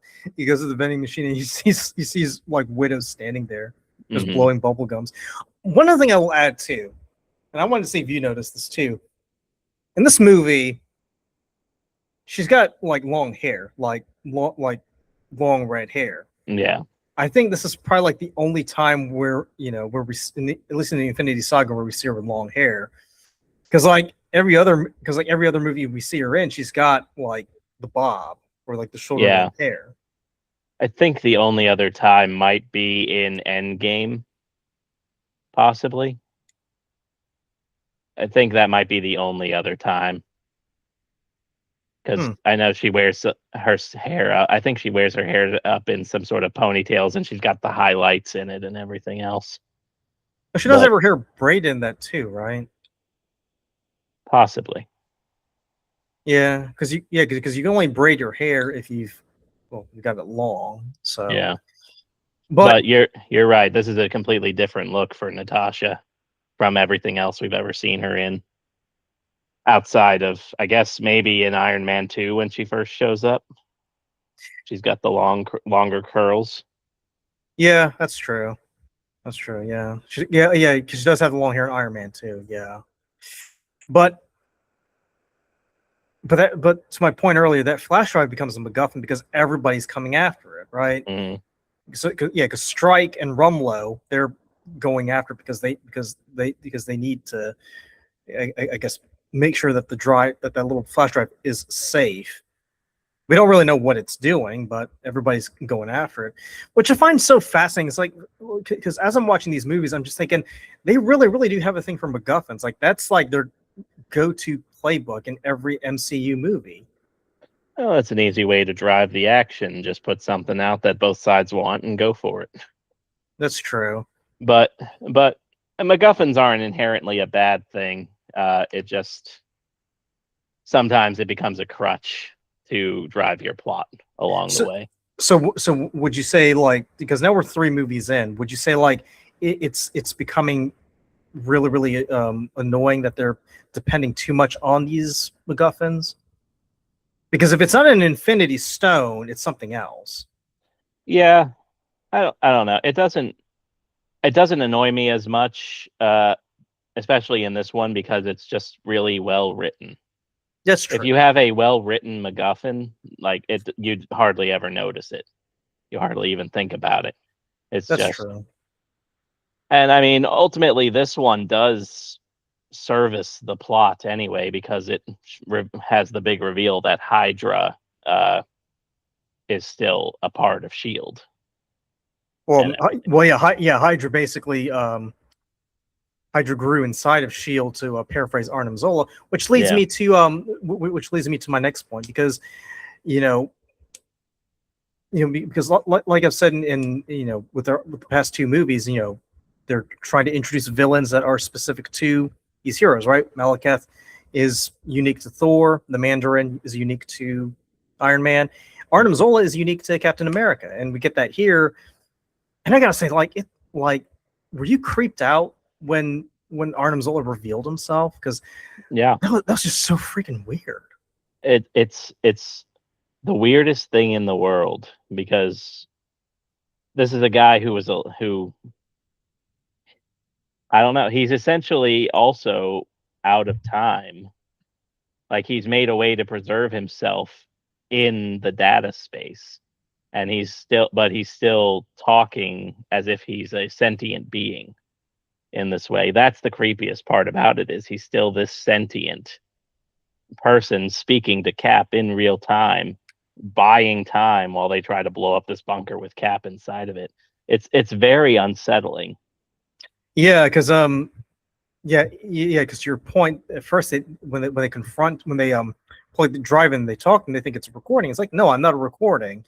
And to take it a step further, he says, you're basically standing in my brain. I'm like, that's just a weird concept. Yeah, freaking weird. Like, I know, granted, it looks like something out of IBM from the 1970s, but it's an unsettling thought, right? Yeah, it's all just it's weird, it's creepy, it's disturbing. Toby Jones kills it with his little voiceover there. It But another thing I would add too is that as you pointed out, in the past two movies, they just shuffle these villains off like as quickly as they show up. mhm. Yeah, it's nice to kind of have, at least, even though Zola's kind of a secondary villain in these movies, it's nice to see him return and be sort of this carryover between Cap's former life in his time period to now, like, still showing all of this situation and how everything's just been growing in Cap's absence as it goes along and continuing. Yeah, and that's the perfect link right there, because obviously they want to, in one sense, to your point, they do want to create that link between Cap from World War II and Cap today, and then obviously the destruction of Arnim Zola is kind of like that severance. Like at that point, like Mhm. like he's on his own. Like the only other link is Peggy Carter, but Peggy's not quite there. Um, as we saw in that little meeting between the two, she kind of forgets a little bit of what they were talking about. Yeah. Which is actually really sad. Like it really, really made me sad watching that scene. Yeah, it's a really rough one to watch. Especially, I don't know if you've had anybody in your life who's had dementia, but watching that with having that experience, it really hits a nerve. Yeah, exactly. And I would even say that because the Russo brothers are able to like tell a really compelling story, but have it mean so much. The one thing I will say though is that the Russo brothers do have a propensity for telling like these really dark storylines, Yeah. which in this case, in Captain America: The Winter Soldier, it works pretty well. But as we'll see in the later Avengers movies, you kind of begin to wonder like, is that really warranted? Because it's something that I brought up, in the last episode. So it's just something that I feel like we kind of just want to keep that in the back of our minds. But speaking of links, right? So even though the death of Arnim Zola kind of severs that link, another link that we do need to take a look at is the Winter Soldier, Hmm. aka Bucky Barnes, and by that point, Bucky does have that reputation, or I should say, the Winter Soldier has that reputation of being like this legendary assassin, going around basically doing Hydra's bidding. Because, as Zola reveals, Hydra's main mission is to basically make the world so chaotic that people are willing to surrender their liberties in order to live in a safe world, right? Hmm. And obviously, a very crucial instrument in that mission is going to be Bucky Barnes, aka the Winter Soldier. So I do want to get your thoughts on this. So how did you feel about Bucky being reintroduced into the into this movie? Because a part of me kind of felt like initially I thought you guys are kind of this movie's kind of being overstuffed with villains, because you've already got Pierce, right? We know he's the guy pulling all the strings. We got Arnim Zola, who basically is just there as a callback to the previous Captain America movie. And now you've got the Winter Soldier, who is basically Steve's physical match. Hmm. So I just want to get your thoughts on the Winter Soldier and your thoughts on all these different villains playing different roles in this movie. I threw a lot at you, so Yeah. think about it. Yeah. I think it is a lot, but I think where this one succeeds, where like Iron Man 3 didn't, is it balances them a lot better. And I think the thing that really helps with adding in the Winter Soldier to all of this is the it is a mirror to Steve, but it is also a bond to Steve in a lot of ways. He Winter Soldier is very much the antithesis to Steve in pretty much every way, and having the added aspect of this was his, best friend who was turned into this. He thought he was dead all those years on that after falling off that train, and then to see him now as this sort of dark mirror to who he is as a character, I think that serves to further shatter Steve's sort of worldview in a lot of ways. To see, okay, not only is my best friend alive, but now he's been stuck in this hell for so long, and I've been able to do nothing about it. Yeah, So, yeah. Just because he's been frozen for 70 something years, whereas Bucky's constantly being frozen and unfrozen for all these missions. yeah, But I mean, if you think about it, like they kind of like to your point, they mirror each other because they're both physically matched. Because hmm if I remember from the first Captain America movie, Bucky was experimented on when he was captured by Hydra. yeah. I believe that's right. I believe they did at least try to do some things with him before Steve rescued him.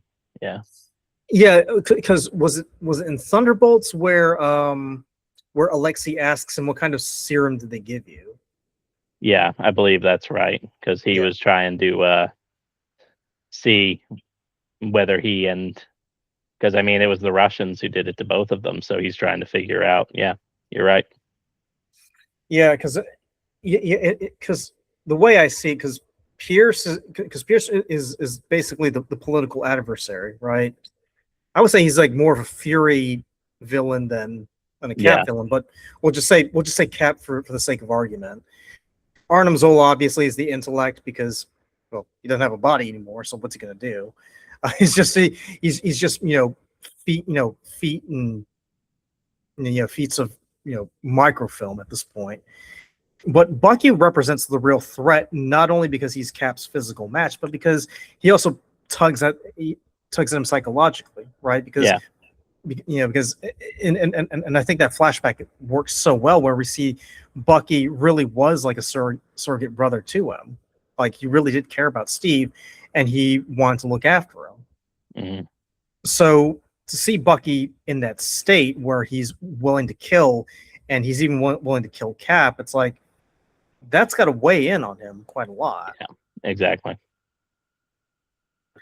Because another thing too. So we come to find out that that Fury is actually alive this entire time, which I'm actually not surprised when I think about it because Fury, that's kind of his forte. Like if you're a spy, you do have plans where you're going to fake your own death, Yeah, right? I don't think I ever actually believed that Fury was dead for a second. I Maybe it mean, was just the Samuel L. Jackson of it all, but well, I mean, also keep in mind too, because I mean, like as much as they want to say, oh yeah, you can't trust anybody or anything, like he's got a plan. Like yeah, he's figured this out a long time ago. But I would, but another thing that I would add too is that I just think it's kind of weird that whenever we see Fury, Maria Hill just pops up all of a sudden, right? yeah, So it's almost like Fury can't do anything without Hill being there.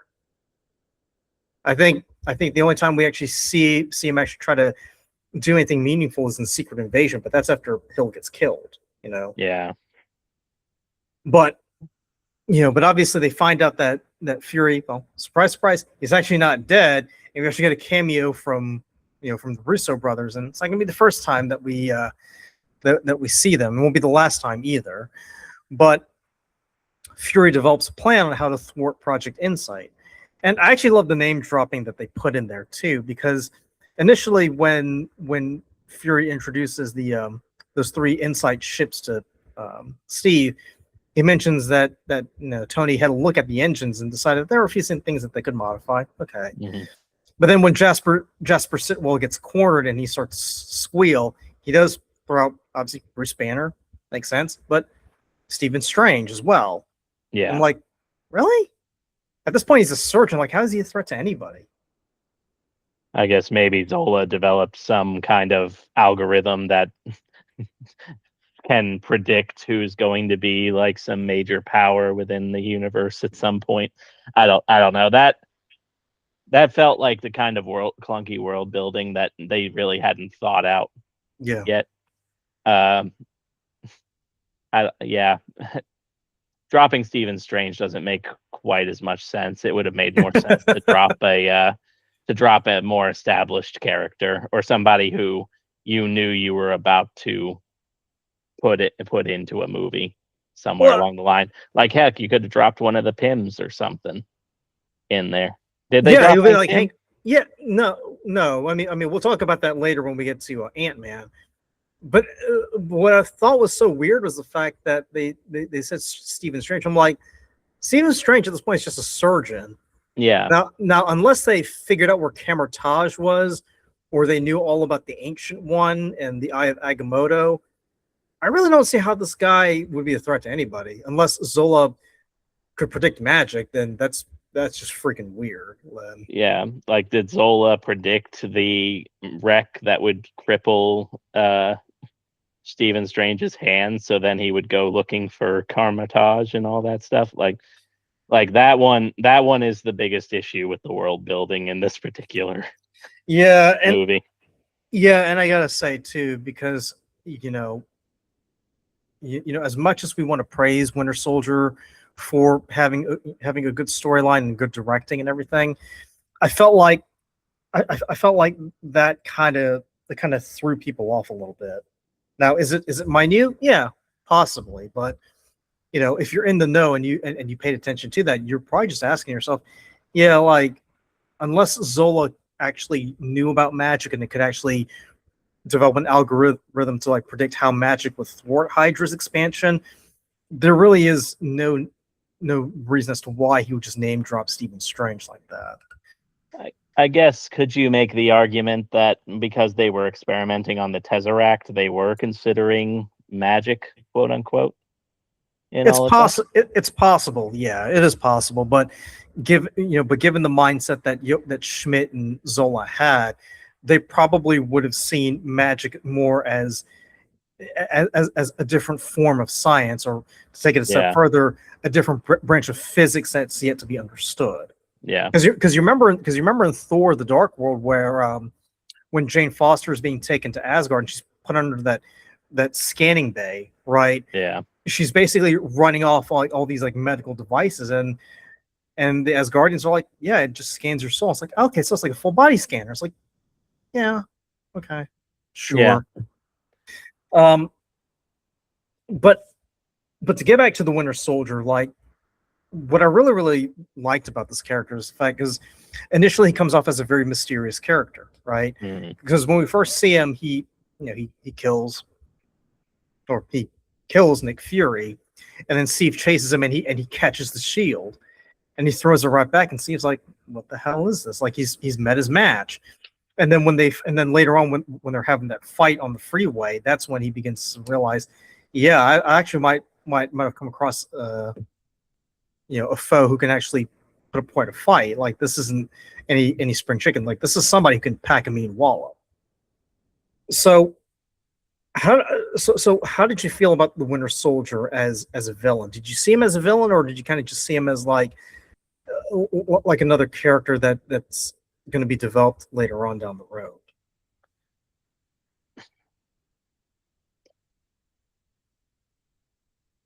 It's hard to say, knowing who he is and how Bucky kind of goes within the MCU. Like, the hindsight muddies it up. I feel like I remember when I first saw this movie, I knew that Bucky was a iteration of the Winter Soldier within the comics. Yeah, I think my friends had said that. Definitely, it came off as he was very much a villain in this, but he's more of a pawn in Pierce's games than anything else. He's just kind of the hired muscle in this one. Yeah, because you remember in Falcon and the Winter Soldier when they go to Madripoor and he poses as the Winter Soldier, everyone's like, oh, there he is. Like, that's the Winter Soldier. Like, that's the guy. Yeah. So I don't. Did I stump you? Yeah, I'm trying to. It seems. I think it would have been very easy to make him just sort of this one-off villain, except for you make so much of the plot, especially in the second half of the movie, once Cap knows who the Winter Soldier is. I think the emotional investment knowing that it's Bucky changes everything once you know that the Winter Soldier is Bucky, and once Cap finds out that the Winter Soldier is Bucky. I think that changes the entire dynamic in the third act of the movie. But it doesn't change it entirely because Steve still holds on to who he is as a person. Because remember when they're going around switching out those chips so that they'll target each other, not their intended targets. Mm-hmm. And the third ship, when they have that confrontation, he goes to save Bucky, right? Bucky's trapped under that beam, and then Bucky proceeds to beat the shit out of him, and he's like, "You're my mission," and Steve's like, "Yeah, I'm not going to fight you. Complete your mission. I'm with you until the end of the line." Yeah, and I gotta say, dude, I was going to move by that scene. I was like, yeah. Yeah, that's absolute. It's one of my favorite scenes in the MCU. Is that scene? Not afraid to say, I tend to kind of tear up a little at the end of that one. You got okay. You got misty eye too. Little bit. But that's the thing, and it's a shame that I had to take the third movie in phase 2 to get to that point because because it's such a compelling story, like especially when you see this, this is where Steve is at this point in his life, and you kind of feel bad for him too because he really is operating in a foreign land. Like, he has no idea of what's going on. I mean, besides the fact that it's 2013, 2014, there's tech everywhere, right? It's just everybody's attitude has changed. It's not the same as it was in the 40s. And then to see your best friend, become this assassin who's going around killing people and causing mayhem, that's even worse, right? But I will say this, like, so this is where we begin. I did mention this earlier, or I should say I alluded to this earlier, but this is where we begin to see Sam Wilson, aka the Falcon, and in hindsight, who would later become the next Captain America.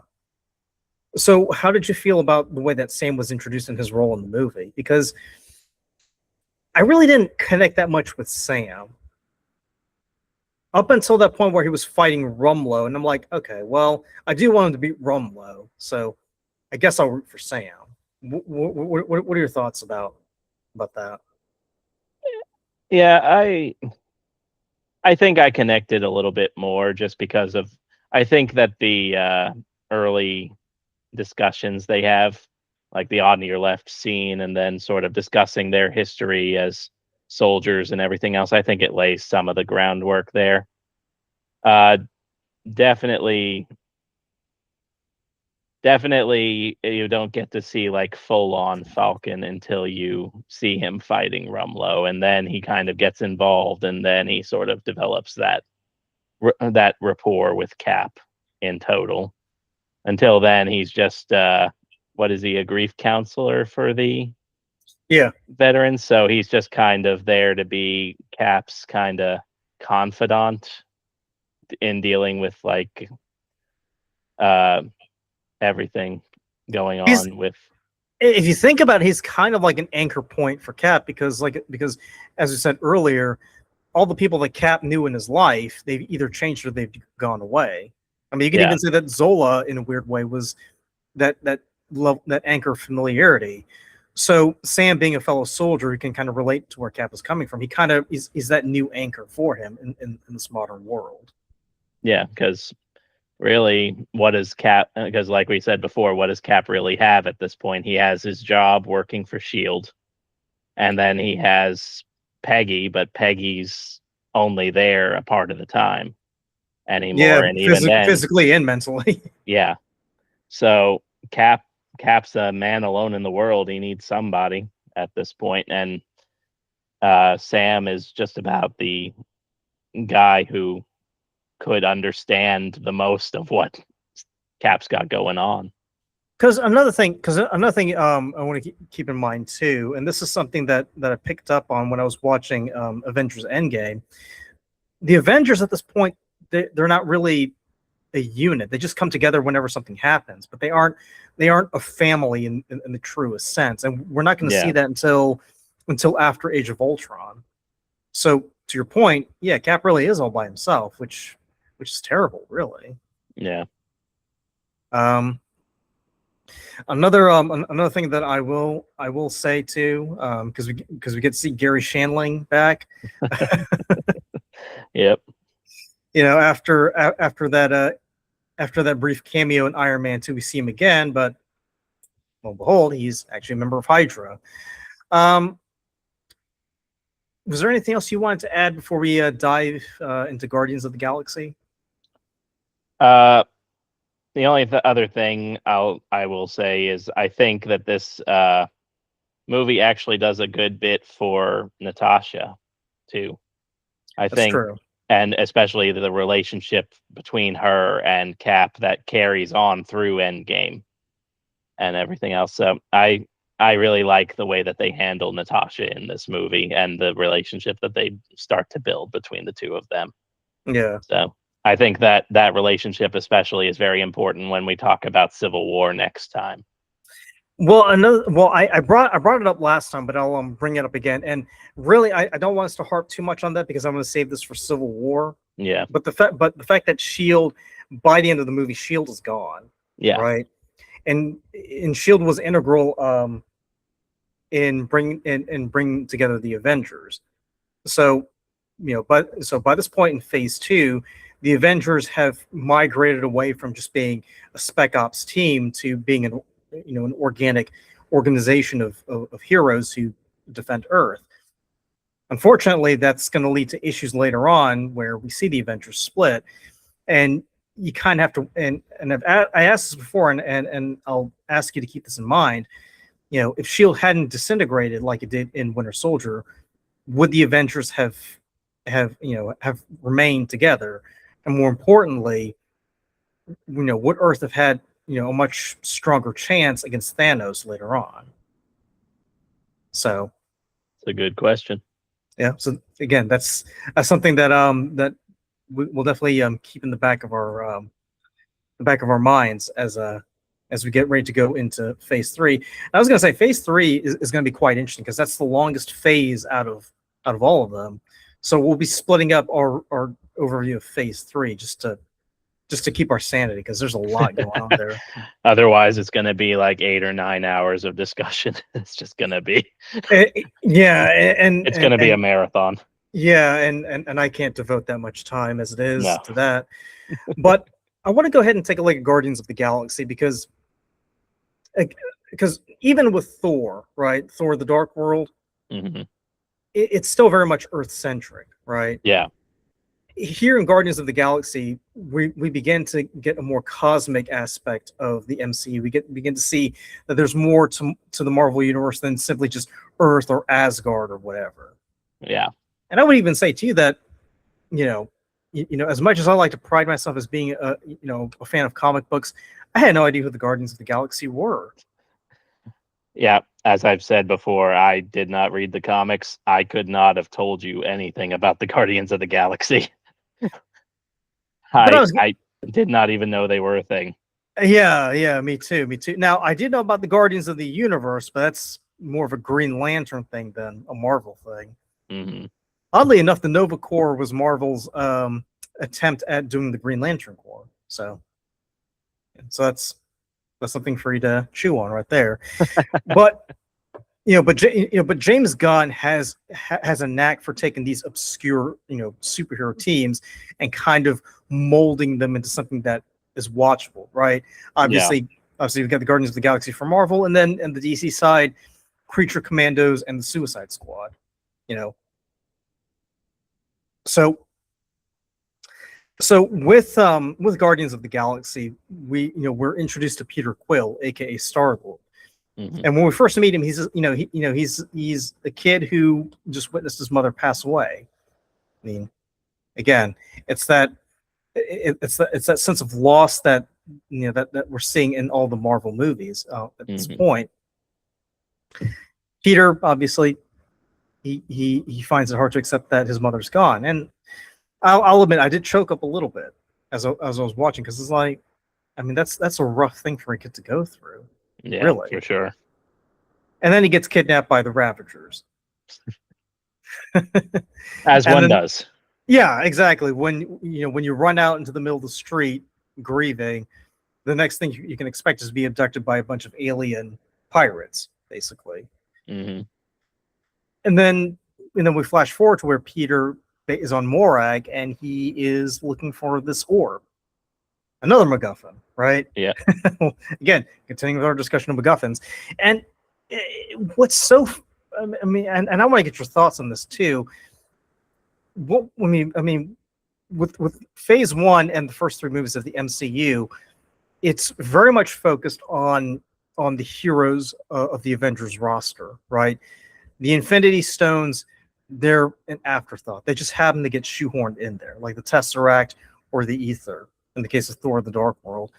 Hmm. Here, I feel like it's very much focused on the Infinity Stone, or the Power Stone, I should say, and the Guardians are almost like incidental in the storyline. Like, it's like you could tell a story, a story about the Power Stone without having the Guardians in there, but you just happen to have the Guardians in there for the sake of telling the story.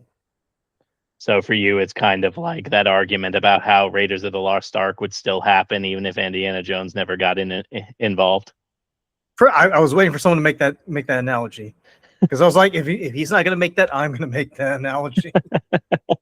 I'm glad you actually picked up on that too, man. No problem.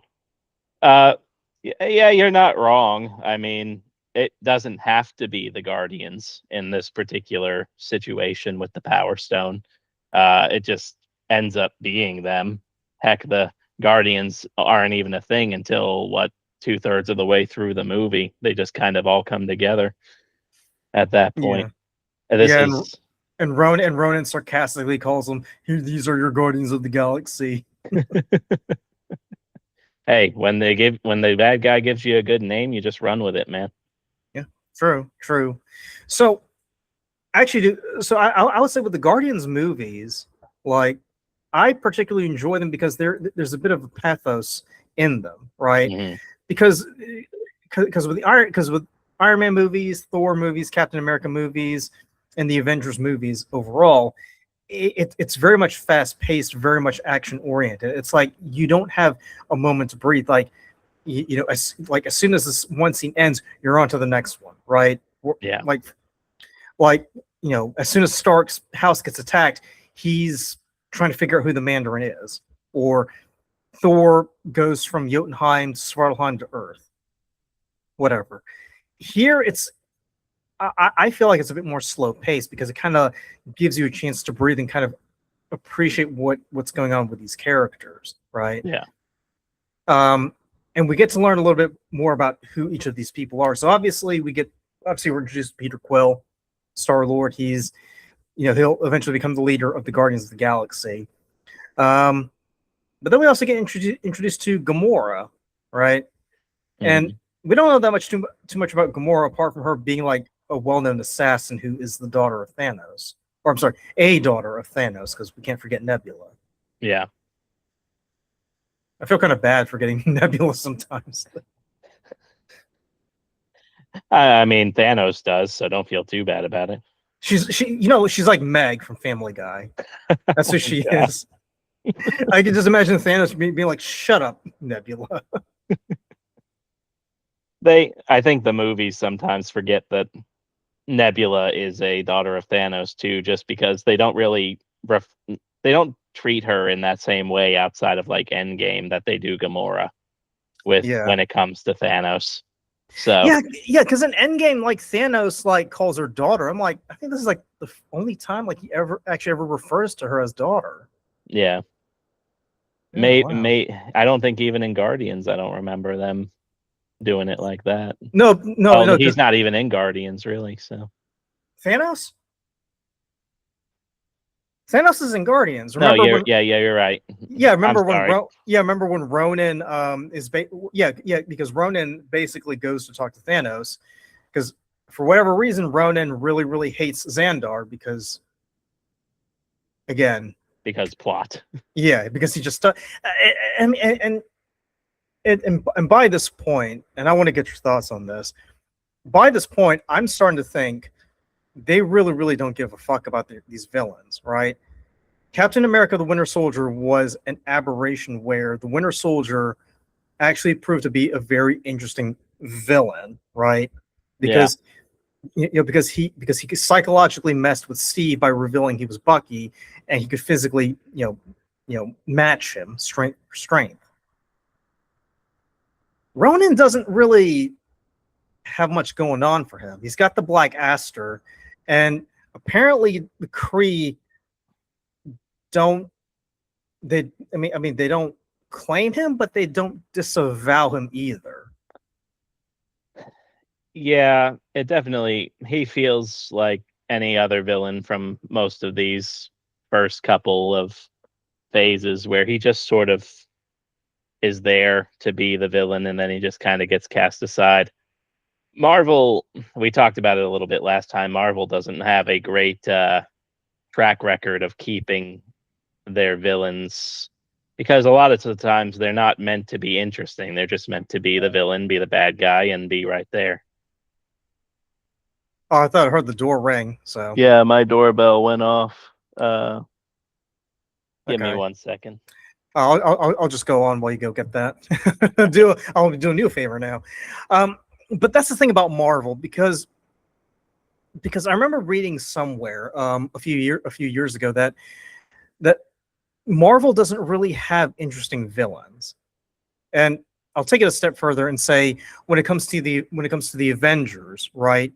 Marvel can't really write good villains for the Avengers. When it comes to the X-Men, though, that's a whole different story. The X-Men, out of all of the different Marvel teams, the X-Men have by far like the greatest, the greatest number and probably like the most interesting villains out there. I mean, you want to talk about Apocalypse, Magneto, Mr. Sinister, Onslaught, the Shadow King, Cassandra Nova. Like these are very interesting villains, and it's such a shame that Marvel that when they do create or they do write good villains, they're pretty much tied to just one particular team. Now, I understand, like at this point, Marvel was still, was still playing with the Avengers. They didn't have access to Spider-Man or the X-Men. That would be a few years later. But you would hope that they would at least learn how to make them far more interesting, or at least kind of give them a much longer shelf life. Because, as I alluded to in the last episode, the only villain who has any consistent staying power is Loki, because Loki is the villain who brings together the Avengers, both in the comics and in the first Avengers movie. He's the villain that kind of unites the team together, and they go about doing their avenging business, and then they disperse and go and do their other things.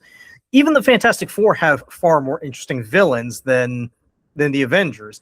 And I gotta say, like when it comes to villains, the Avengers are kind of get the runt of the litter, right? So the Fantastic Four, they get Galactus, they get the Silver Surfer, they get Annihilus, they get the Super Skrull, they get all these interesting villains. The X-Men, they get Apocalypse, they get Magneto, they get Onslaught, they get all these people. The Avengers, it's whoever's left. I mean, you want to take on, I don't know, Ultron. Okay, yeah, go take on Ultron for a bit. Loki, yeah, Loki. That's pretty much it. Like, I mean, do you think of any other villains you want to take? I don't know. The Purple Man. All right, fine. A guy whose skin is literally purple. We'll just have the Avengers go beat him up for a while. I just feel like that when it comes to the Avengers, they don't really have that many interesting villains out there, and it's a shame because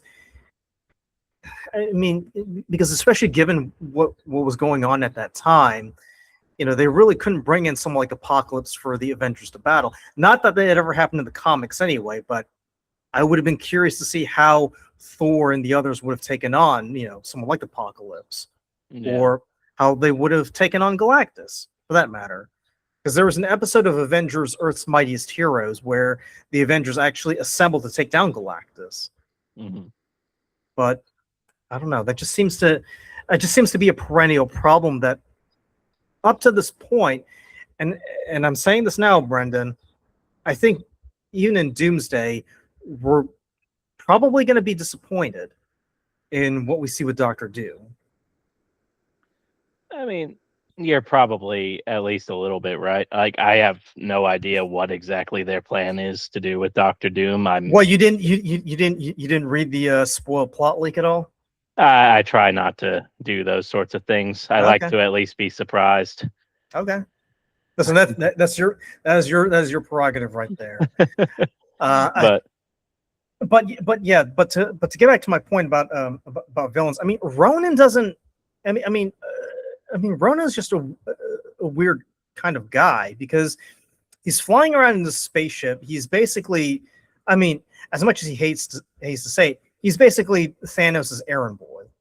He's he's being sent to go get the Power Stone, and he's being led on this wild goose chase because first Gamora gets herself captured, and they go to the kiln, where it turns out most of the inmates have family who were killed by Gamora, so that kind of makes things a bit awkward, right? mm-hmm. I will say this: Rocket and Groot are my two favorite characters in Phase 2 because they just work so well. Yeah, they're a brilliantly designed comic duo between the two of them, and it's astounding because Groot only says 3 words the entire time. Am in Groot in that particular order. Yep. So that's a testament to James Gunn's writing to somehow make sure that a tree and a raccoon can have just such comedic, almost Abbott and Costello-esque banter between them. Well, and another thing too is because Rocket, he's a tinkerer. It's like Tony, basically. He knows how to take things apart and repurpose them for his own ends. And that prison escape scene is phenomenal.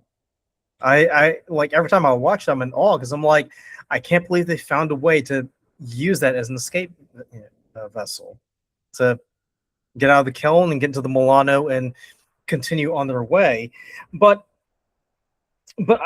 I do want to ask, because while we've been talking about the villains and everything and how marvelously expanding, did you feel like Guardians, you know, at the time of its release, do you think it was like appropriately placed within Phase 2 to kind of introduce like a much grander scheme, or do you feel like maybe we could have benefited from seeing it much earlier in the Marvel timeline?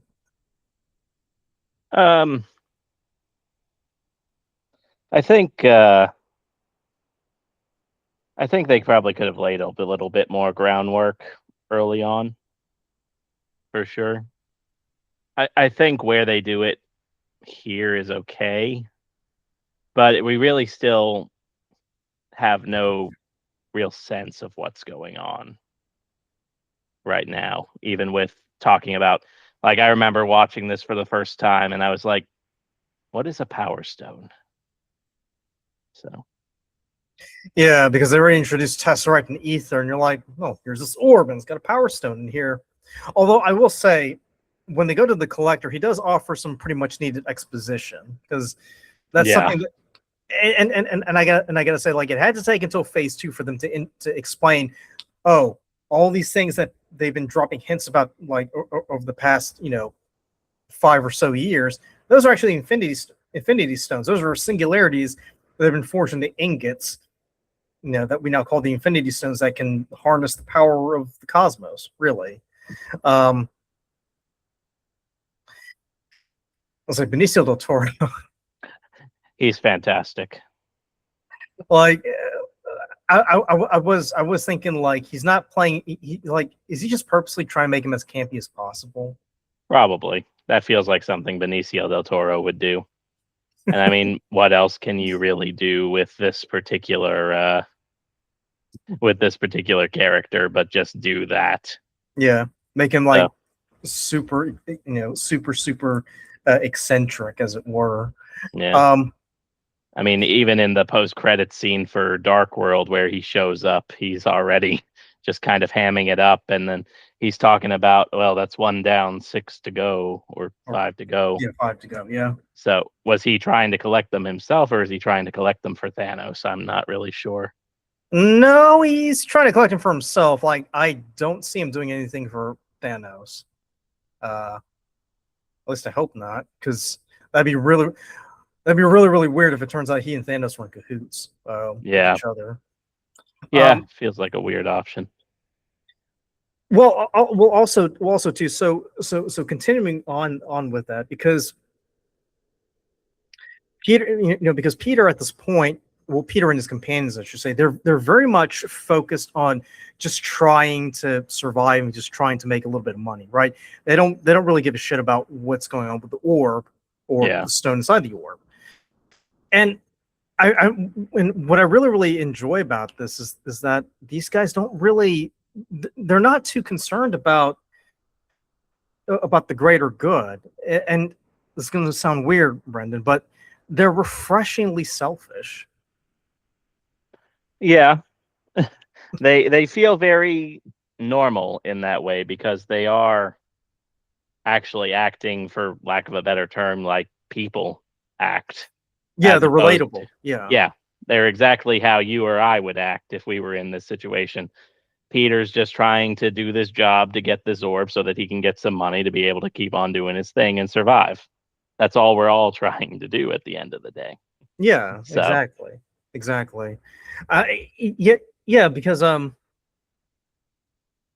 I think it was Rocket who said, everybody's trying to be a hero, but the whole point is, you don't stick your neck out for nobody, right? Yeah. And it comes back to bite him in the ass, because Drax, out of all people, decides he wants to be a hero.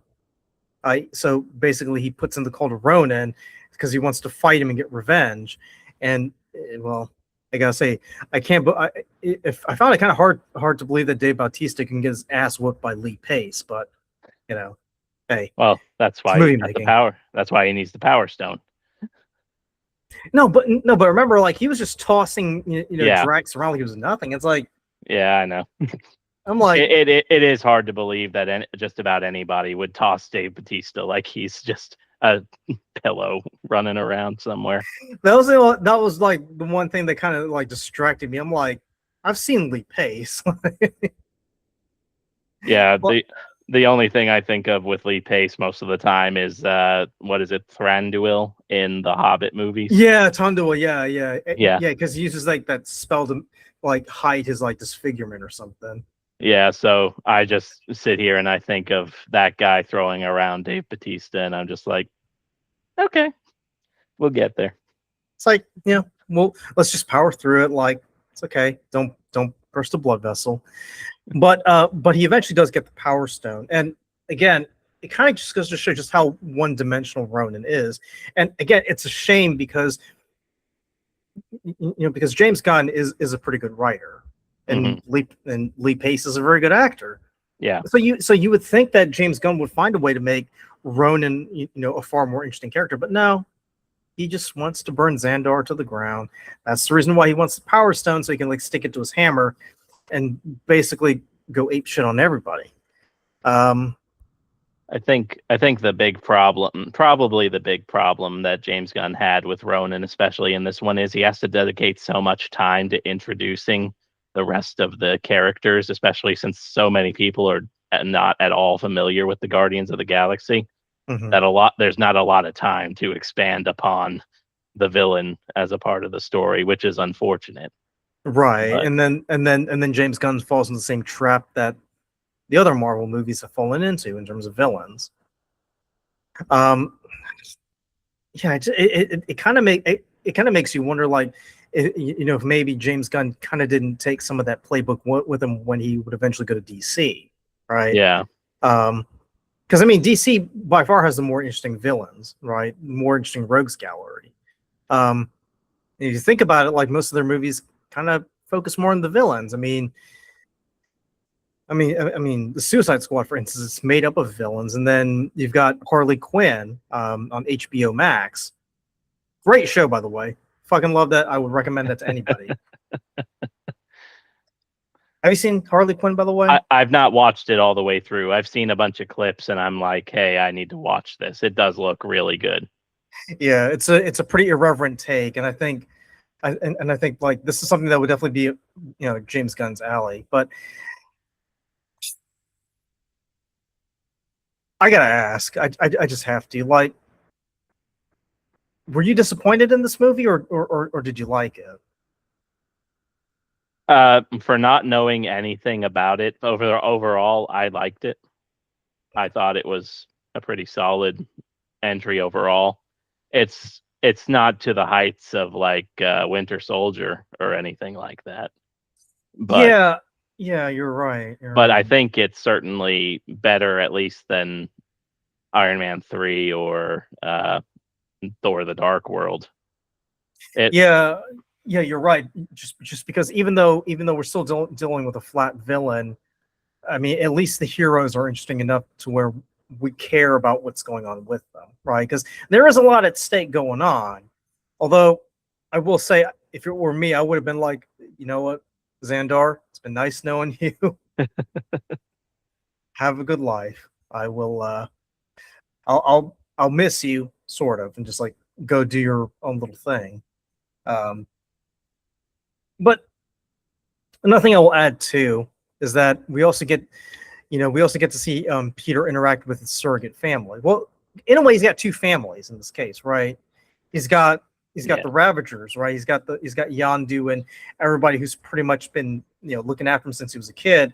Although I do feel like that whole bit about hey, these guys wanted to eat you, and I told them that they shouldn't eat you. I'm like, that's getting a bit old. Like after he said it for the third time after he gets captured, I'm like, yeah, dude, you don't need to keep reminding him about that, man. yeah, it's one of those weird James Gunn running jokes that don't always work if you keep it as a runner. Like it's good once, but it just ends up being awkward the more you do it. Like James Gunn has a bit of a propensity for that sometimes. Yeah, I wonder if anybody ever like just stopped him and said, James, I know you like this, but you might want to tone it down a bit. But but the thing that's really interesting too is that final confrontation, because one, Peter Quill challenges him to a dance off, right? Yeah. Let's let's not let's not gloss over that. Like he did challenge him to a dance off. But two, he actually managed to hold the Power Stone. Mhm. And we've seen throughout the movie what the Power Stone does to people, because Karina like grabs it and she ends up getting disintegrated, right? Yeah. When Ronan grabs it, he's about to get pulled apart, and then he like puts it on his hammer, and that's what saves him from you getting all dusted up and shit. Peter looks like he's about to be disintegrated, but for whatever reason, like he's not going to really come apart. And initially, I thought it was because he was doing like a daisy chain with the other Guardians, right? Gamora Yeah. grabs him, Rocket grabs him, Drax grabs him. They kind of like channel the power together. But then Nova Prime later on says, "Oh yeah, we just did a scan on your body, and turns out you're only half Terran. There's like something else in your body. That's probably the reason why you're able to harness that Power Stone without any issue." I'm like, really? Okay. Like I'm intrigued Yeah. now. Yeah, it's one of those classic cliffhangers to make you interested. What's going on here? How's this going to work out? Did that intrigue you at all, or were you just more like, meh, that's Oh, whatever? yeah, no, I was interested to know exactly what was going on cuz I had no idea what ego was at the time. So, I Well, was we haven't gotten to ego yet, so all we just yeah. found out was, oh, there's some up with Peter, but Yeah, yeah, because I was with you. I thought it was like, oh, he shared the power through the rest of the team, and it was just like this. That's what made it work. And then, yeah, I was very intrigued by like, what exactly are they doing here? Is he like some sort of god? Is is he like part alien? Like, what is going on here? yeah, But yeah, um, because even in this one, you don't really get a indication of anything else going on with his mom except that his mom died of cancer. So there's no real indication like of anything weird outside of the fact that he was abducted by those aliens, by the Yeah. Ravagers. So yeah, I was intrigued and I was ready to see more once the Guardians came. I was a little disappointed that it took as long to get back to the Guardians as it did because of that. But Yeah, and then as we'll find out later on, after he got in trouble for tweeting out fire, it would be a while before he got back to Guardians because he was busy, schmoozing up with DC yeah, later on. Um, but speaking of teams and team building, let's now get into Avengers: Age of Ultron. Now, the second outing of this movie, we get to see the Avengers kind of do their own thing, and like I alluded to earlier, with Shield gone, they're no longer this sort of military spec ops team that's going out doing Shield's bidding, but they're like an organic superhero team that's out to defend Earth. mhm. And as we've seen in Captain America, the Winter Soldier, these guys are basically hunting down Hydra. They're going around finding all the Hydra bases and taking them down, and in the process, they're looking for Loki's scepter. So in the second outing here, we begin to see the Avengers kind of mature and kind of grow. So rather than just being a loose association of super powered individuals, they begin to develop and grow as a unit, and dare I say, they become a family. Yeah. In a way. So before we dive in, I just want to get your thoughts, Brendan. How did you feel about the second outing of this Avengers movie when compared to the first outing? I remember when I first saw Age of Ultron, I really enjoyed it. But I do distinctly remember thinking that the first one was better. Now I'm not so sure. I really enjoy this movie. I enjoy the first Avengers movie. I'd say they're probably on a comparable level. Maybe the first Avengers is still a little bit better, I would say. But overall, I think this is still a solid outing. I like a lot of the work that it does to build the characters going through it, especially Tony and Cap. I think this movie does a good bit of lifting for the two of them. Yeah, and that's when we kind of begin to see that sort of rift grow between them, Yeah. and that's going to culminate in Civil War, because Cap and Tony have two different ways of how they want to protect the Earth, right? Because as we alluded to last time, Tony sees a suit of armor around the world. He's willing to do whatever it takes. I might get flack for this, but there's almost like a Hydra-like quality to the way that Tony views protecting the world. I mean, that's not a bad way of looking at it, in the sense of like he's thinking of a big picture, sort of taking care of everything all at once sort of deal, and sort of holding everything together himself, having all the control himself. Whereas Cap is much more against that sort of idea. So that's not a bad way of looking at it, honestly. Yeah, and I was going to say, because you kind of almost get like this sort of tension between the two, even in the first movie. Remember, Yeah. because when they get into that argument, Steve asks him, "Well, without the suit, who are you?" Right? Mhm. And then they kind of like get up close and personal, like, "All right, we'll go put on the suit. We'll go a few rounds." Here, it's not. I mean, they still spar with each other, but it's less physical. Really, it's more of like a clash of ideology that's going to culminate in Civil War, Mhm. and we'll talk about that in much greater detail when we get to that point. But we begin to see that Stark, as much as he cares for his team, because to paraphrase Bradley, he's bought into this at this point.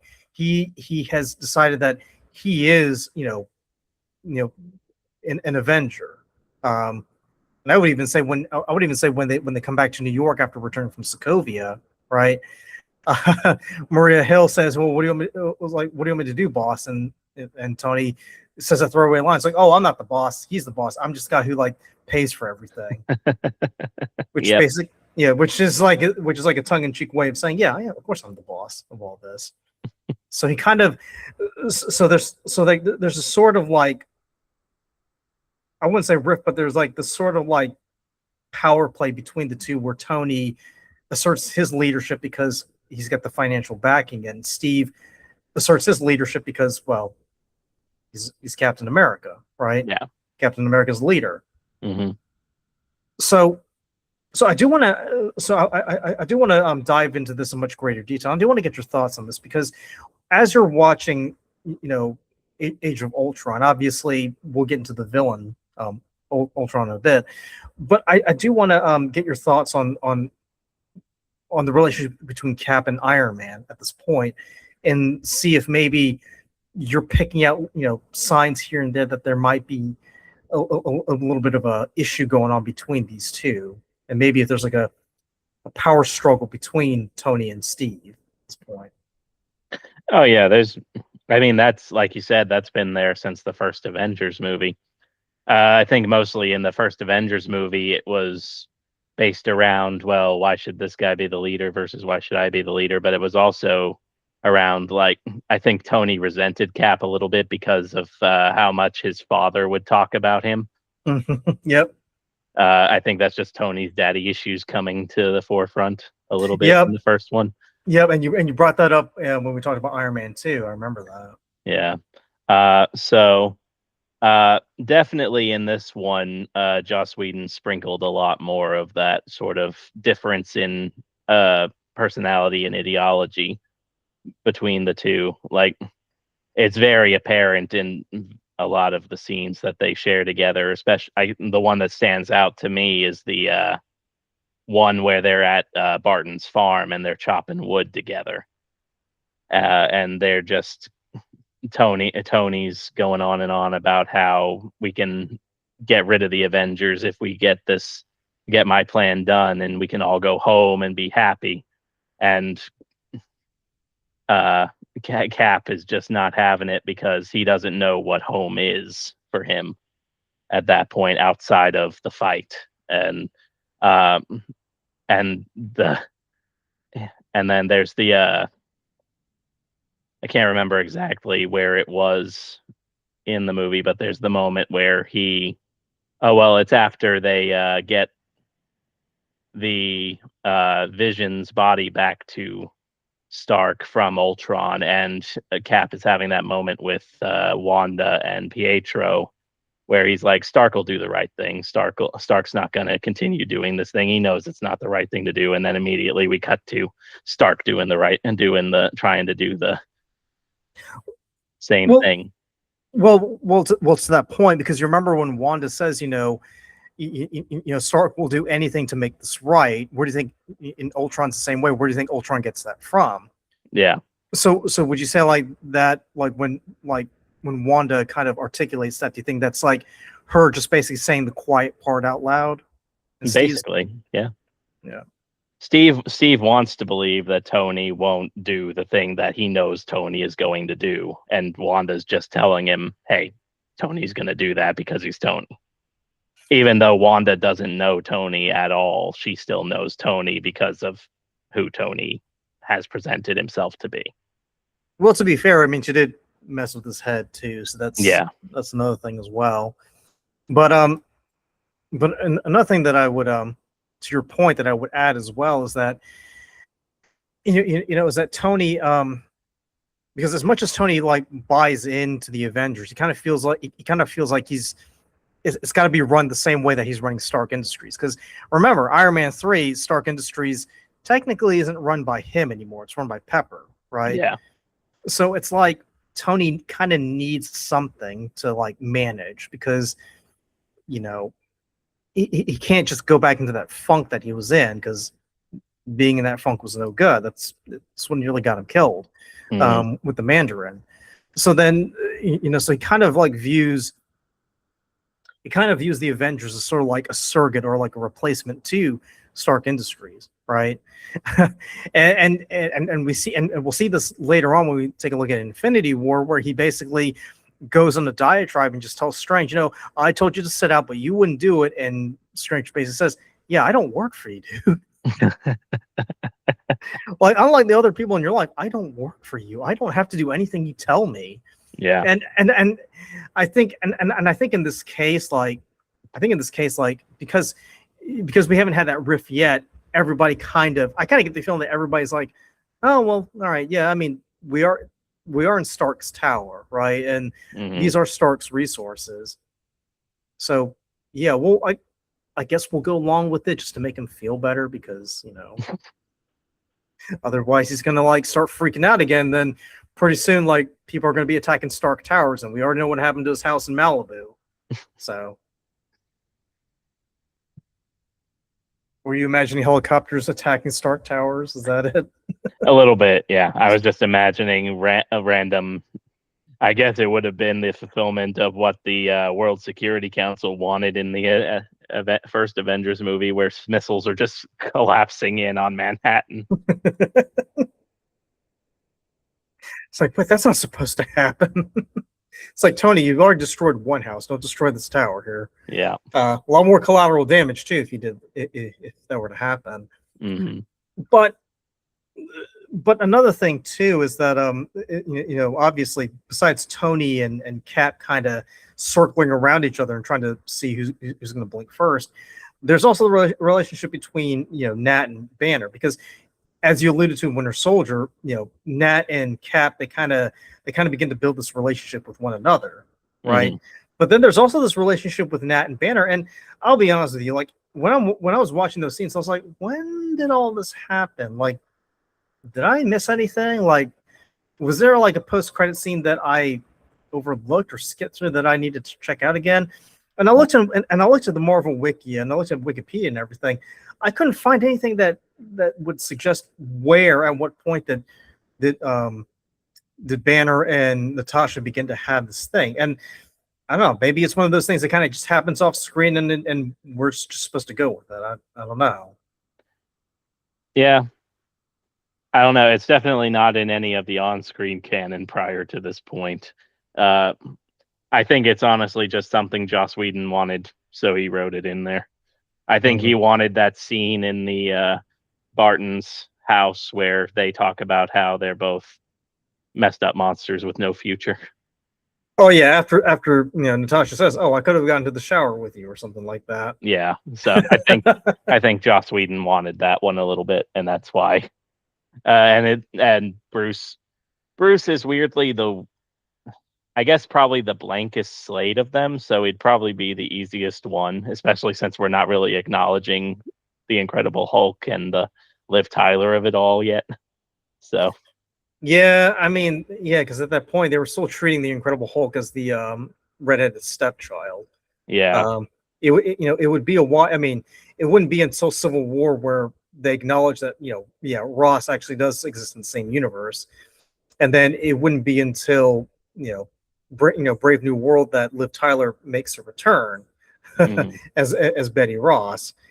It would be what, 10 years or 20 years or something like that before they even acknowledge that. Yeah. But now we got to focus on the villain, and I know we bash on villains quite a lot during our overview, but this is the part that kind of made me scratch my head a little bit, because first off, in the comics, Ultron was created by Hank Pym, and when you look at the designs for Ultron, he kind of has those antennae. He's supposed to look like an ant, first and foremost. Well, Pym just created Ultron to be like a security measure, which isn't too far off from what Stark was doing. But here, Stark has created Ultron to be as a sort of like a security measure to protect the Earth. And what's even more interesting is the fact that, is that I think they're trying to say that Ultron was inside the Mind Stone, but that's what it kind of confused me, because I was initially thinking that and this comes from multiple viewings of this movie. I initially thought that Ultron was a computer program that Stark created, and then the Mind Stone kind of went in there, and messed, corrupted it. And then when I watched it again, I thought, oh, it's it's basically this computer code existing in the Mind Stone that migrates into the real world. And then when I watched it again, I was thinking, it's whatever the program that Tony created initially merging with what's ever in the Mind Stone. So it just keeps getting muddied up, the more I watch this movie, right? Did you have any idea of what they were trying to say, where Ultron came from? Because we know who he eventually becomes in the end. I'm just confused as about where he came from to begin with. It's funny, I never really considered the Mind Stone in it at all. At least not until they really brought attention to the Mind Stone with the Vision's body and all that. I mostly thought it was just a situation where Ultron was born out of this program that Tony created, and then he went on a really deep dive of the internet and saw all the gritty, bad, ugly nature of humanity, and was radicalized by it, basically, to be like, hey, these creatures are their own worst enemies and they need to be taken care of. Yeah. But that's before the Mind Stone is involved. Is that what you're saying? Yeah, that was where I thought that Ultron was really born, and then they brought the Mind Stone in afterwards, and they started to I guess maybe they're downloading Ultron's being into the Mind Stone and the body. That's how I always interpreted it, but I never considered it the way that you considered it. Yeah, and I think it's one of those things where they purposely kept it vague, so you don't really know what's going on here. Because, like I said, it could be that Ultron came from the Mind Stone, but then but then obviously, where did Ultron come from before the Mind Stone? Because Tony talks about the Ultron program, and he talks about, hey, I'm going to use the Mind Stone to kind of use it to finagle a few things before Thor's got to take it back to Asgard. Really. But but as a villain, Bradley alluded to this when we did our review of Iron Man 2, because because in Iron Man 2 we do have these sort of like mechanized villains, with the drones and everything. Mm-hmm. The only difference is that in Iron Man 2 it was Vanko who was basically calling the shots, and to an extent Hammer also. Excuse me, but they really didn't want to lean too much into the whole AI thing, because that's something that they were going to save for, Age of Ultron later on. Mm-hmm. Here in Age of Ultron, we've got a villain who is, for all intents and purposes, able to replicate himself. Because all he's got to do is just transfer his consciousness into another body, and even though Thor or whoever destroys one body, he's somewhere else. And he even alludes in one point in the movie where he says, I'm everywhere, basically. Yeah, it's not until is it Vision no, somebody hacks into the mainframe and stops Ultron from being able to replicate himself across anything other than his bodies. At that point, the bodies that exist at that point, that it stops. Yeah, because you remember when Tony discovers that Ultron's been trying to access the nuclear codes, but something keeps changing the codes on him. And it's Jarvis has been kind of blown apart, and he's blocking him through the internet. Yeah. So, but Ultron's overall idea, to your point, is to basically destroy the Earth, or at least get rid of humanity, right? Yeah. And he feels like he can't do it in his present form, so he's got to create a new body. In which case, he enlists Helen Cho to create a vibranium body, which will end up becoming Vision's body. And I'll be honest with you, I thought it was a little bit weird that he needed to make himself a new body, because I'm like, he's already, he's already able to like build a bunch of bodies by himself. Yeah. Why exactly is he asking Helen Cho, of all people, to kind of create this basically a synthetic body? That's what kind of confused me a bit, because I'm like, he's already, he's already doing enough damage as he is at the moment. What's him having this android body going to do that he's already not doing already? Yeah. I guess the only thing would be him being able to, maybe the vibranium and the synthetic tissue that they're talking about has in some way like allow him to utilize the power of the Mind Stone more. Like that would be the only thing I could think of that would really like Mm, make it make sense. It's very thin and weak and off the top of my head, so I don't know. yeah, But and they really don't go into too much detail about that, because Ultron just says, "Yeah, Dr. Cho, you're the person I'm looking for. I need you to create a body for me, and we're going to use vibranium because it's the strongest metal on Earth." Which, by the way, I was really really happy to see they included they made a reference to Wakanda yeah, in that part. I thought that was cool.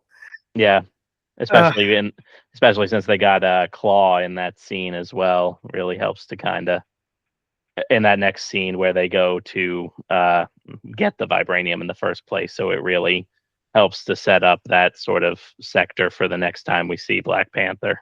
yeah, yeah, exactly. I mean, I don't know.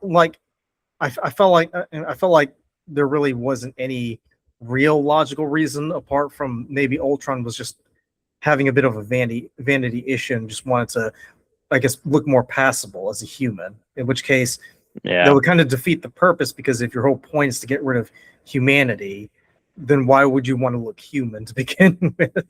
I was gonna say maybe it's just some sort of a complex thing that he has where he purports to hate humanity but really wants to be one of them. I don't know. He's constantly he's got the Pinocchio complex in a lot of ways too. Yeah, He's constantly singing I've got no strings on me to himself. yeah, So, I don't know. That would be my only guess is he has some sort of a complex regarding human appearance. yeah. It wouldn't be too far fetched when you think about it. Um, Another thing too that I want to talk about as well, because at this point we're used to, when we're thinking about the Avengers roster, we're thinking of Iron Man, Thor, Cap, Hulk, Widow, and Hawkeye, right? But throughout Phase 2, and as it culminates here, we begin to see an expansion of the Avengers roster. So obviously, Rhodey comes in; he's fully integrated, because Maria Hill sends him out to take down the Ultron drones later on. Hmm. Um, but we also got to take a look at the Maximoff twins as well, Right. because and as I was thinking about it, I was like, maybe it was Joss Whedon and Kevin Feige's way of kind of making an allusion to the X-Men in a way, because in the comics, at least, um, Pietro and Wanda are the children of Magneto. Yeah. So but obviously for legal reasons, they couldn't reference them as Magneto's kids. So they just said, oh, they were orphans as a result. Hmm. But I was just thinking, how interesting would that be if they just dropped a hint that their dad's name was Eric, for instance. Yeah. That would be a huge Easter egg right there to get people going, because because even though Fox still owned the rights to the X-Men at that point, you really, they really couldn't really get too much into a fuss, because Eric could be anybody, Eric Maximoff or whatever. Um, Yeah. but yeah, I do want to get your thoughts on this, because I think Wanda, is quite interesting, and I say that because, well, we don't really get that much out of Pietro, which is Yeah. sad, right? He gets that very brief moment, and then he gets shot by Ultron, and that's it. But Yeah. but with Wanda, obviously, we get to see an expansion of who she is, because obviously because if you've seen WandaVision, Agatha's like, oh yeah, like you're the Scarlet Witch. You're able to, only one of the very few people who can harness chaos magic. And Agatha hints that Wanda was actually born with this ability, whereas, as opposed to at the end of Captain America: The Winter Soldier and the beginning of Age of Ultron, Strucker kind of implies that it's the Mind Stone that kind of gave him that ability, kind of like how Carol Danvers became Captain Marvel because she absorbed the power of the Tesseract. Yeah. It's interesting the way that they had to kind of navigate bringing in the Maximoffs. I will echo, I really wish they hadn't killed off Pietro in this. I think he was fun, and I really would have liked to see what Aaron Taylor Johnson could have done with a little bit more screen time. Because I remember reading somewhere a few years ago that he actually signed a multi-picture deal. Yeah. But we haven't seen him since. I'm like, so what happened to that deal exactly? Yeah, I wonder if it just got bought out or something as plans for the MCU developed forward and they just didn't have anything to do for him anymore. It would have been nice. Like the Eric Peters thing in WandaVision was a fun little subversion of expectations, bringing in that Quicksilver. But I think it would have been just as fun and even more meaningful to bring back Aaron Taylor Johnson for that particular moment. Yeah, I agree because it would have been far more impactful too. And I think and I would say this too, because after Disney acquired Fox and they bought back the rights of the X-Men, right?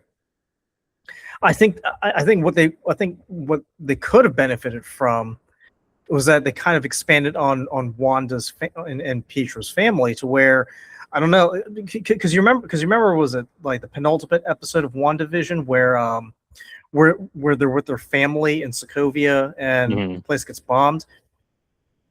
I mean, I would have liked to have seen them make an allusion to the fact that Pietro and Wanda were adopted by the Maximoffs, and that they still don't know who the or maybe they could have hinted at who the birth parents really were. But yeah, because they've definitely been dropping little hints here and there over the years that, like you said, in WandaVision, when she alludes to her being born with the magic and stuff like that, they've been dropping little hints to the mutants in the MCU since they acquired Fox, and they were able to anymore. So, excuse me. They definitely could have dropped a few more hints over the years, especially in regard to Wanda, potentially with that mutant origin. Like you said, they could have made clear that they were adopted in some way by their family in Sokovia. So, because at the end of the first episode, I asked if the X-Men and the Fantastic Four, had been part of Disney property from the get-go, would it have changed the course of at least the first phase, or would they have done more to kind of integrate them? I felt like if that were the case, they probably would have found a way to integrate them, even more. Probably maybe dropped hints at the end of the first Avengers movie, because I mean, because I've seen the comics. Pietro and Wanda are on the roster. They are listed as members of the Avengers as well as being members of the X-Men and the, Brotherhood of Mutants. But I do want to.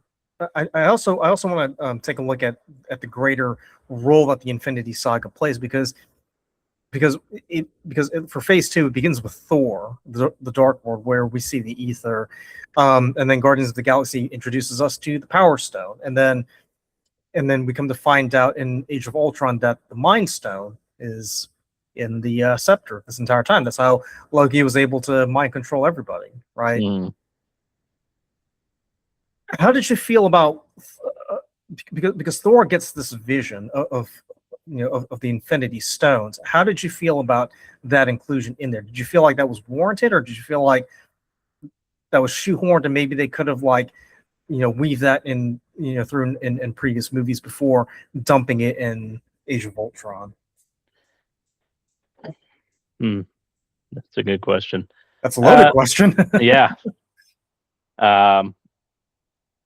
I've already been on the record in this episode that I think they could have done more to sprinkle the Infinity Stones throughout the entirety of Phase 1 and Phase 2, rather than the way that they did it. Yeah, it's kind of because it's sporadic. Yeah. Yeah, I mean, I guess obviously, I do wonder if the Infinity Stones were mostly a Joss Whedon thing to begin with, because really, That's a good point. Because really, only in Phase 1 did they really reference it at all in the Avengers, and that was just through the Thanos appearance at the end, I believe. Like, they don't even really talk about the Infinity Stones, because the Tesseract was really only just the Tesseract in the first one. The scepter was only just the scepter at that point.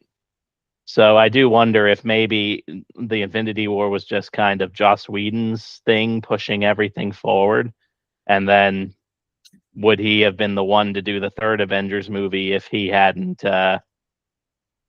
been kind of pushed out of Hollywood as he was?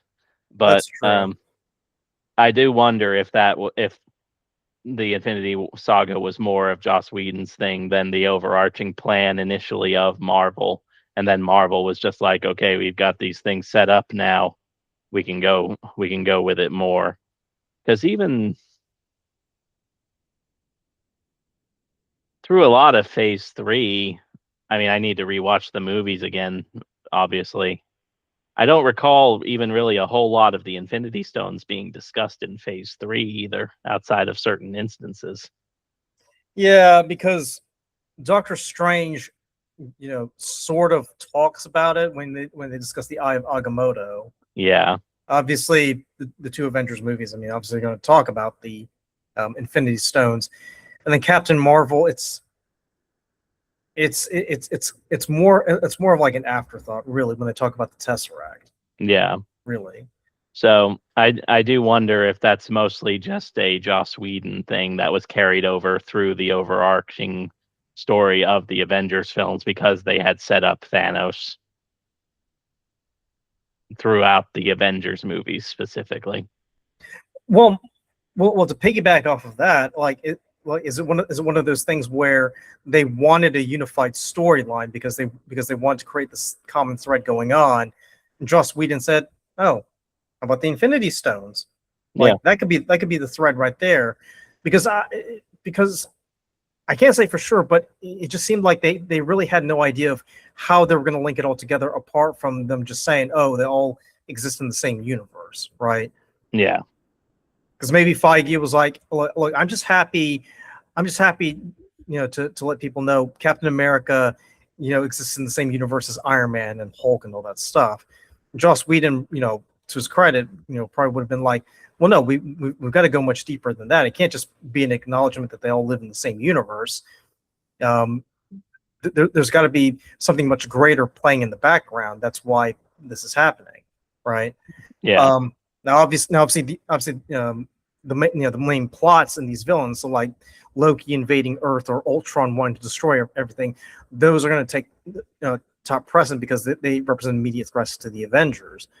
But you could say it's like a smokescreen, really, because it's covering up for what's really going on behind the scenes, where Thanos, as we've seen in the post-credit scenes, Thanos is up to something, right? He's cooking something where he's planning on collecting the Infinity Stones and enacting, I don't know, his decimation plan, because he wants to, I guess, bring order to the universe or whatever. Which is a pretty lame excuse, because, as we said last time, if you knew that he was in love with Aubrey Plaza, then that would make a lot more sense than him just saying, "Oh, I'm doing this because I'm a hippie." I mean, seriously, what he's saying is basically like a perverted way that a hippie would think. If you get rid of all the people, all the trees will be safe, man.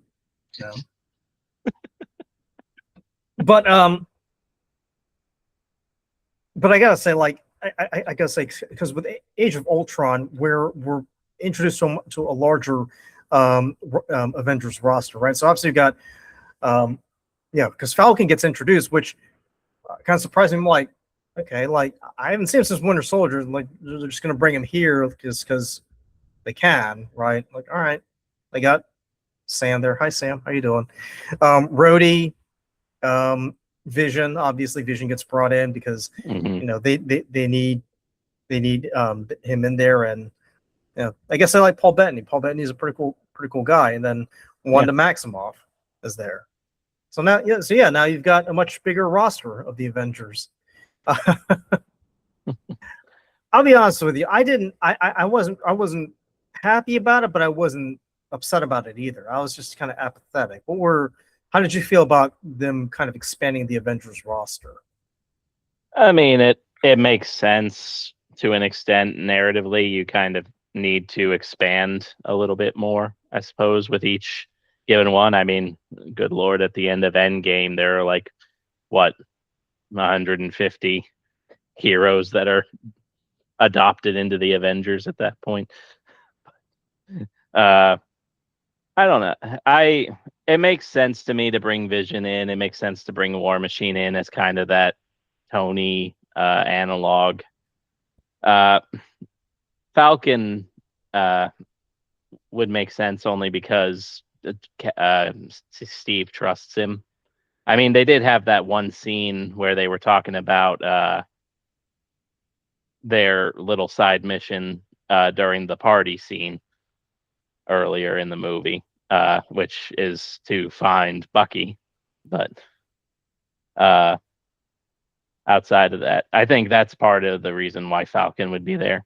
I don't know. We've already shuffled all of our main Avengers away. Like they got Clint going back home to do the renovations he promised he wasn't going to do, and then they've got basically they've only got Cap and Natasha there, so they need a new kind of a new Avengers. So Yeah, they need a new team.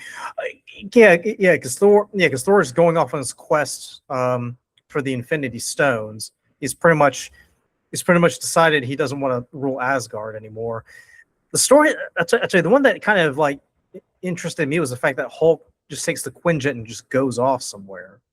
Yeah, it's yet another thing with the Hulk, like we were talking about last time. Like a lot of what happens to the Hulk happens off screen, because somehow in the middle of all this, the Quinjet and the Hulk end up on Sakaar for for Ragnarok. But I don't know, man. Yeah, I guess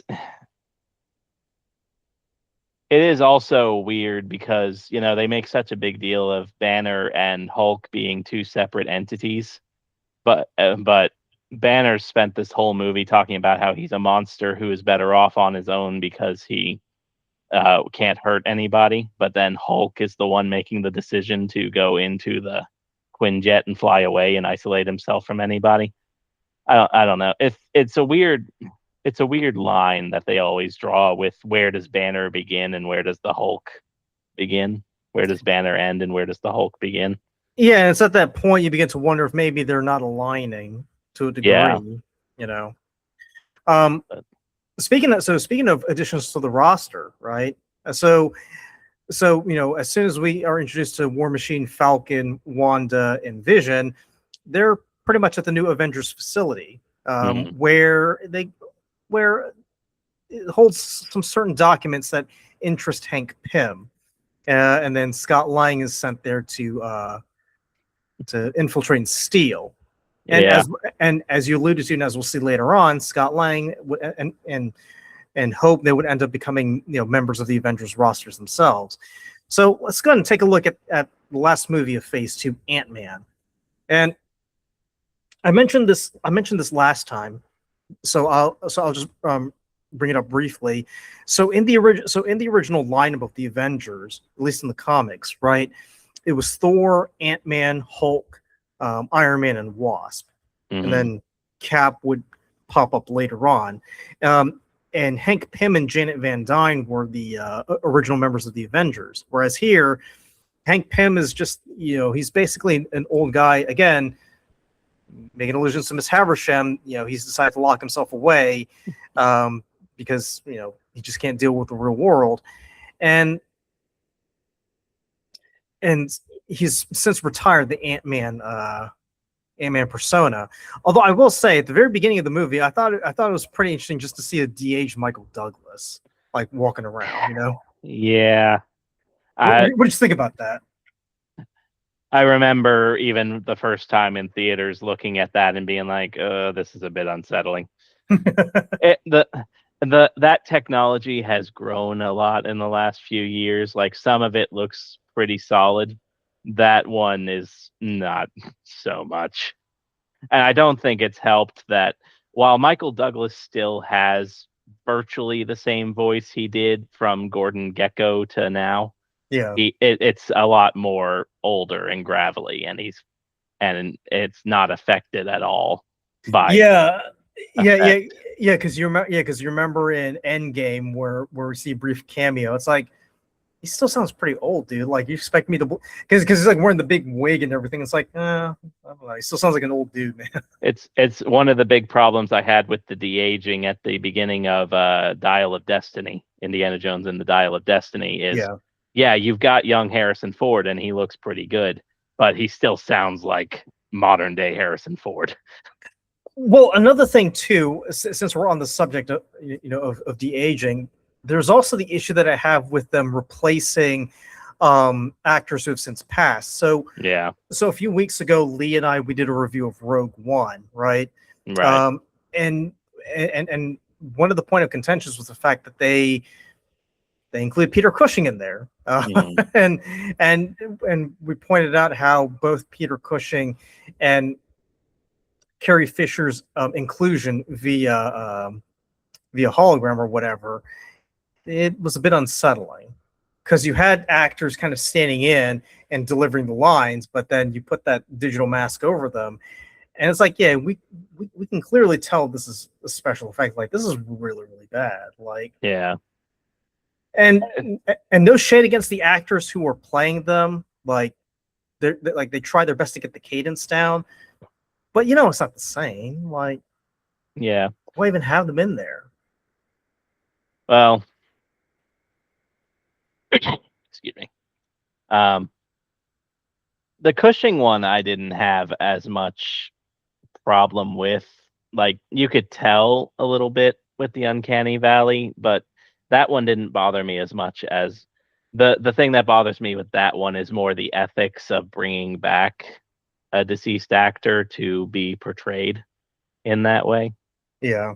Like, that's a gray area to me. Yeah, like, what would the family say if you did that? Kind of. Yeah, like, if the family is okay with it, then fine. If that's the decision you make, whatever. For me, it's a little weird. But the one that they did for Leia at the end of Rogue One is a little Uncanny Valley for me. It's a little, maybe it's because she's doused in much more light, so it's much more apparent, but I don't know. I mean, you could also make the same argument for what they did to Ian Holm when they did Alien Romulus as well. Yeah. I mean, that we don't need to get into that. I mean, we've already articulated that point in our review. But to get back to Ant-Man though, like, so so what I'll tell you this, what I really, really enjoyed about Ant-Man was the fact that we got to see we got to see a legacy character, because this is the first time that we're actually introduced to this, right? Mm-hmm. Because in previous Marvel projects, the person that you see is the first iteration of that character. So Tony Stark is Iron Man. Thor, well, he's always been Thor. As far as we know, Bruce Banner has been the Hulk, and Captain America is the only guy who's Captain America. Steve Rogers is Captain America. No one else is. Mm-hmm. Here, we actually get to see a shift in that paradigm where, Hank Pym was the Ant-Man, but he's not the Ant-Man anymore. And he's passing the mantle on to Scott Lang. Although there is a little bit of a test that he's got to go through first before he actually does all this.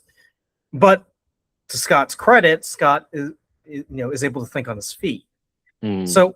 So I do want to ask you two questions here, and take your time with this. So first of all, how did you feel about Ant-Man's approach to the way that superheroes are presented.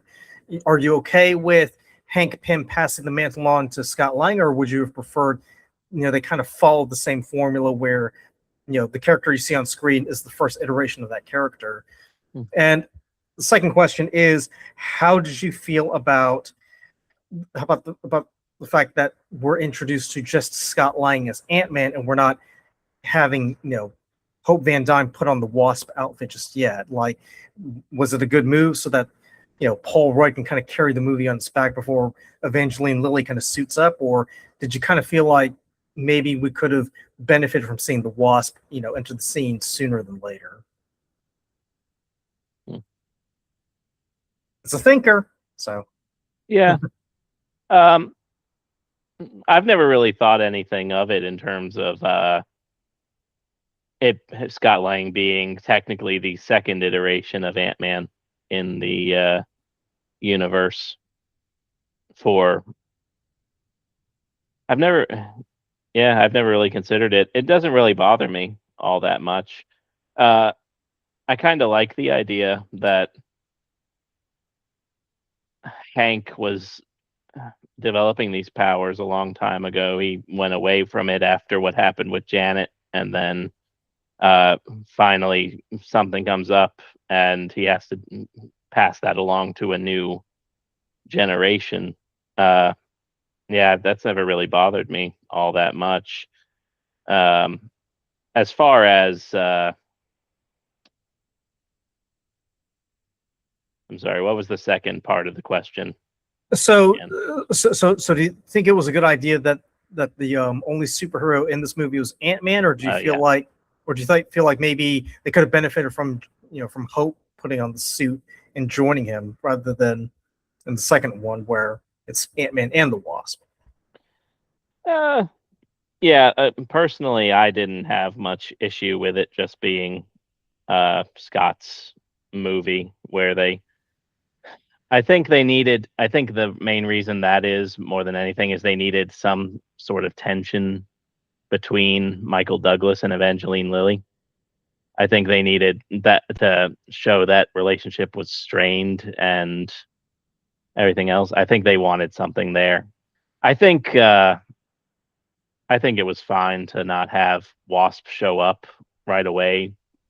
I think it's probably better for an origin movie to only focus on like one character as opposed to a multitude of characters, unless the Guardians is such a specific thing because the Guardians are a whole as that sort of thing. I don't know.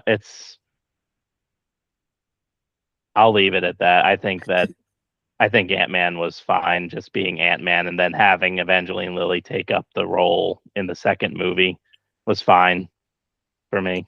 Well, another thing I would mention too, because when we're watching like these, when we're watching the Iron Man movies or the Captain America movies or the Thor movies, we kind of get this idea in the back of our mind that, yeah, it's great that they're doing these solo movies, but they're better off as the Avengers, right?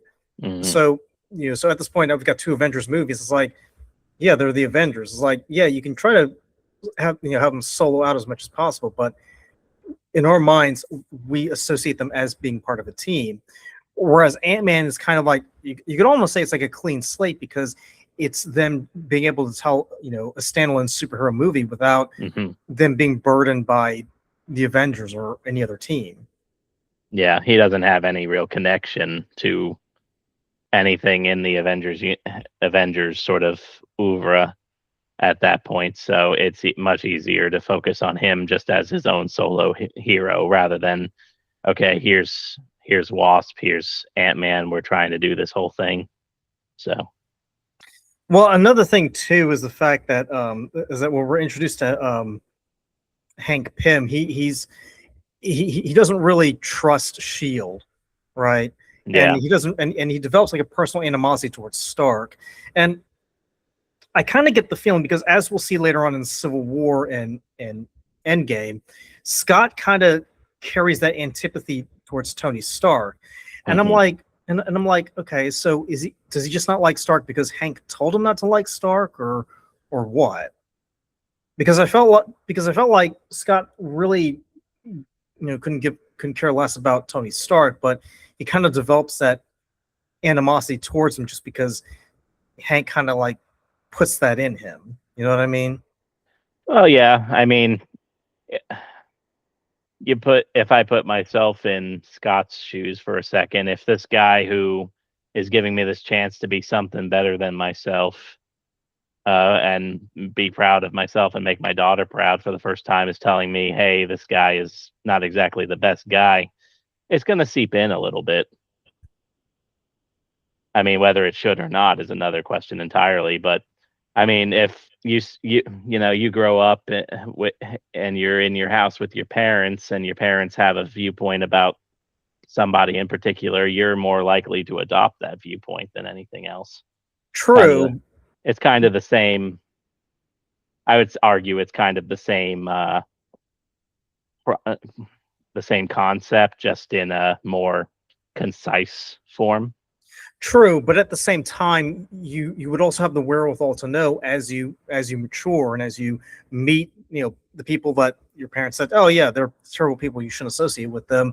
You begin to develop an identity of your own and develop an idea that maybe the things that I was taught, maybe they're not always true, right? Yeah. So to your point from earlier, Tony Stark can be abrasive, right? It's very easy to hate this guy. It's a lot more difficult to like the guy, right? I get that. But at the same time, sorry, what? No, I was going to say, to be fair, Tony also threw him in Supermax prison. So That's true. Yeah.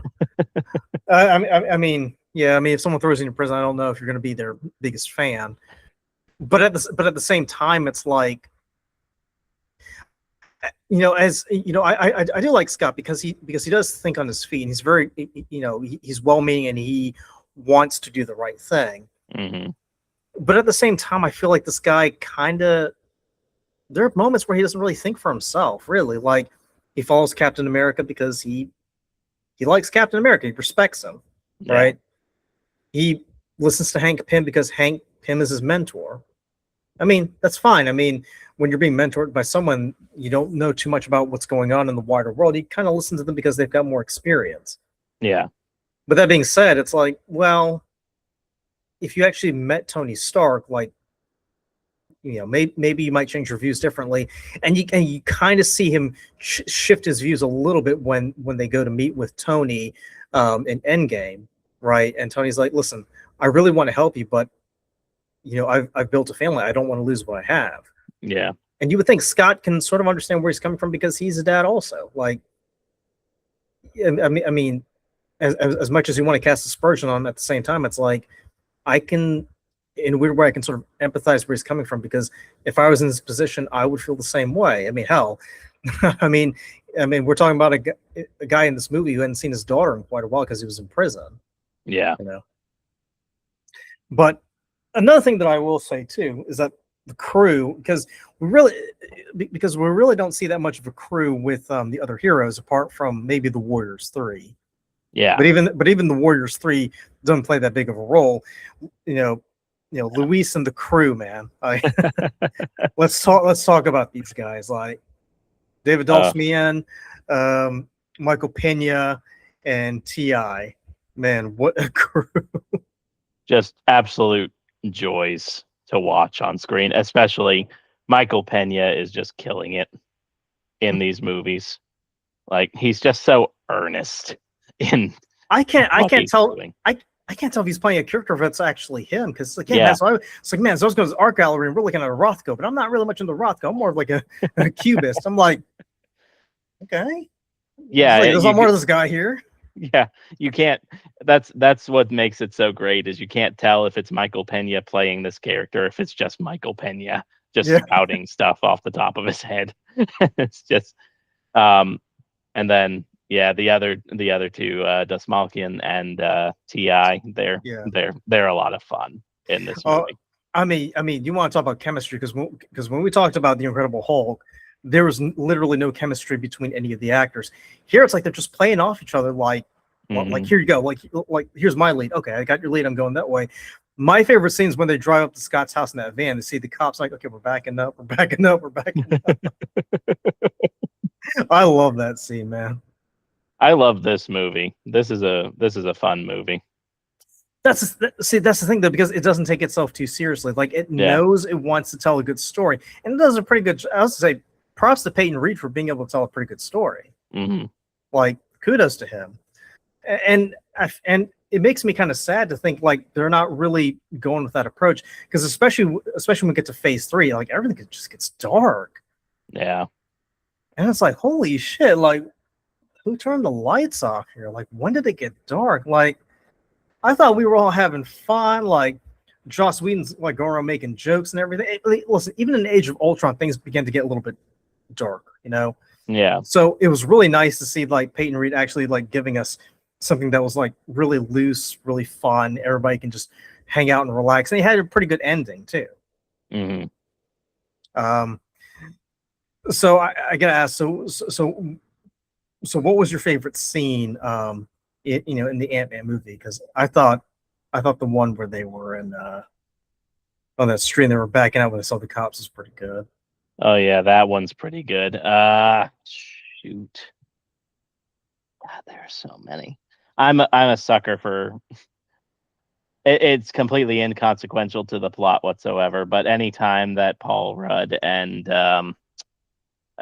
shoot, Daniel Park, Randall Park. Yeah. Anytime those two are together on screen is just fun for me.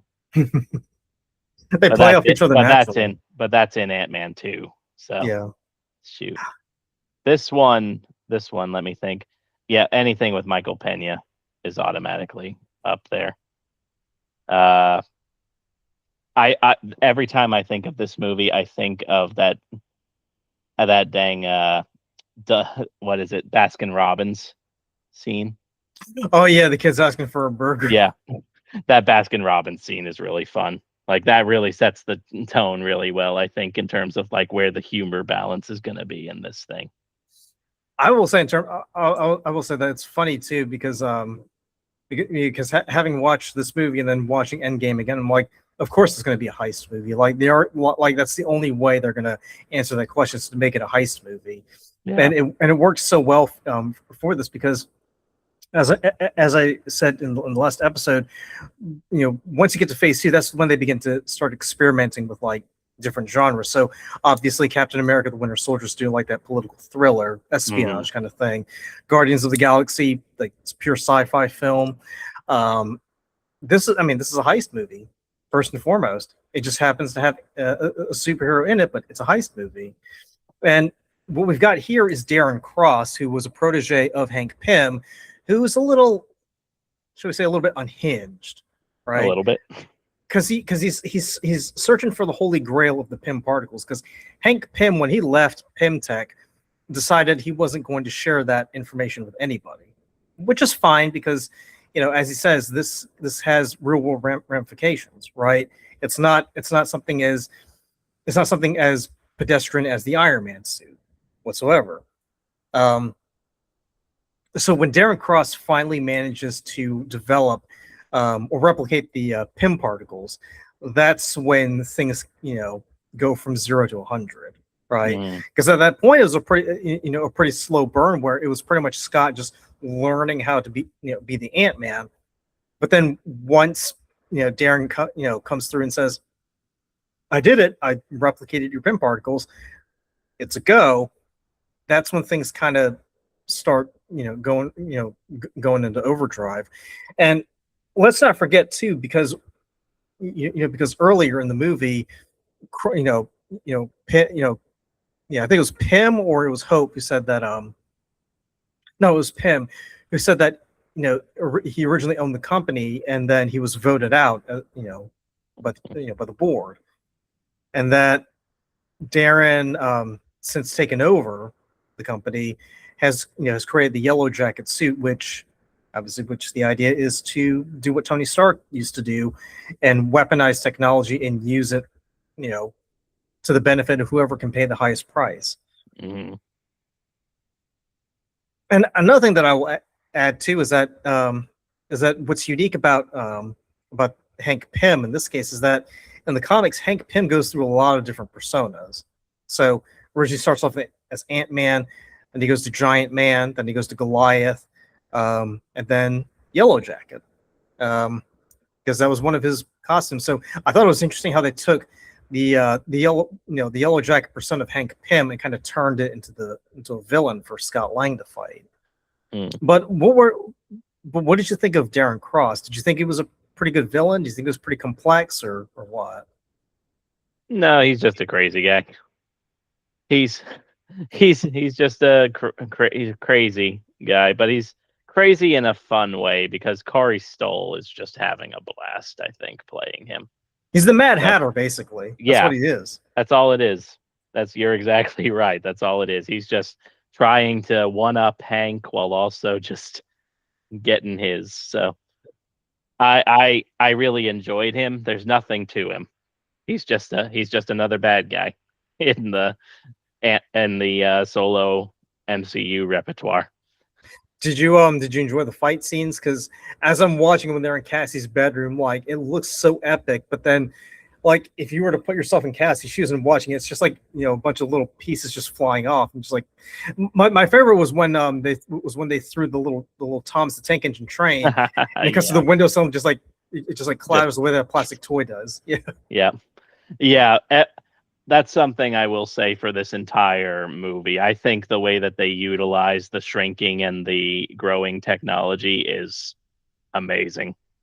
I was going to say one of my other favorite scenes is when Scott first puts the suit on and doesn't know what's going on, and he's running through the toilet, the bathtub and everything, and he's just trying to figure out what's going on the entire time. Like the way that they utilize the effects and the sheer panic is really fun. All the fight scenes are really inventive, I think, knowing how you utilize the shrink versus the grow in it. I really enjoyed them. Yeah, especially when he's fighting Falcon too. Oh yeah. Because that scene where he's at the Avengers compound and he's like, oh yeah, don't worry, he can't see me. And then Falcon's like, yeah, I can see you. And he like scans him and he just picks him out of the grass. And he grows and he's like, oh hey, I'm Scott. It's like, you probably haven't heard of me, but I'm Ant-Man. It's like, what? It's kind of like how Peter Quill's like, oh, you probably have heard of me. I'm Star-Lord, and Korath is like, ooh. Yeah. I mean that's what I really enjoyed about that, is that Scott kind of just he just takes to it like a fish to water, really. Like it's like, yeah, I'm the Ant-Man. And then later on in Civil War, he'll become Giant Man. So but I also will say too, like, because as much as we want to like focus on the shrinking and growing powers, it's also because he can talk to ants as well. Oh yeah. Yeah. Anthony is one of my favorite little running bits. He gets killed though. I know. It's so sad. I've never been so sad about an ant in my life, except maybe for Honey, I Shrunk the Kids. But I mean, but it's just so cool because, in a weird way, you kind of learn a lot about ants, because I didn't know anything about ants until this, and I'm like, oh yeah, these are like these ants here. They can like carry a charge, so they can use them to short circuit stuff. And these are fire ants. They can help you bridge gaps and all that stuff. And then when you actually see Scott learning how to use the ants to like control things and get to where he needs to be, it's like, oh, okay, this is actually pretty cool. Like, it's actually not that bad of a superpower after all. Yeah, no.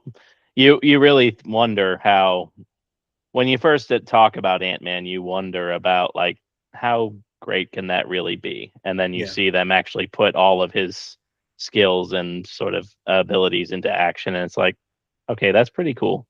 I like that.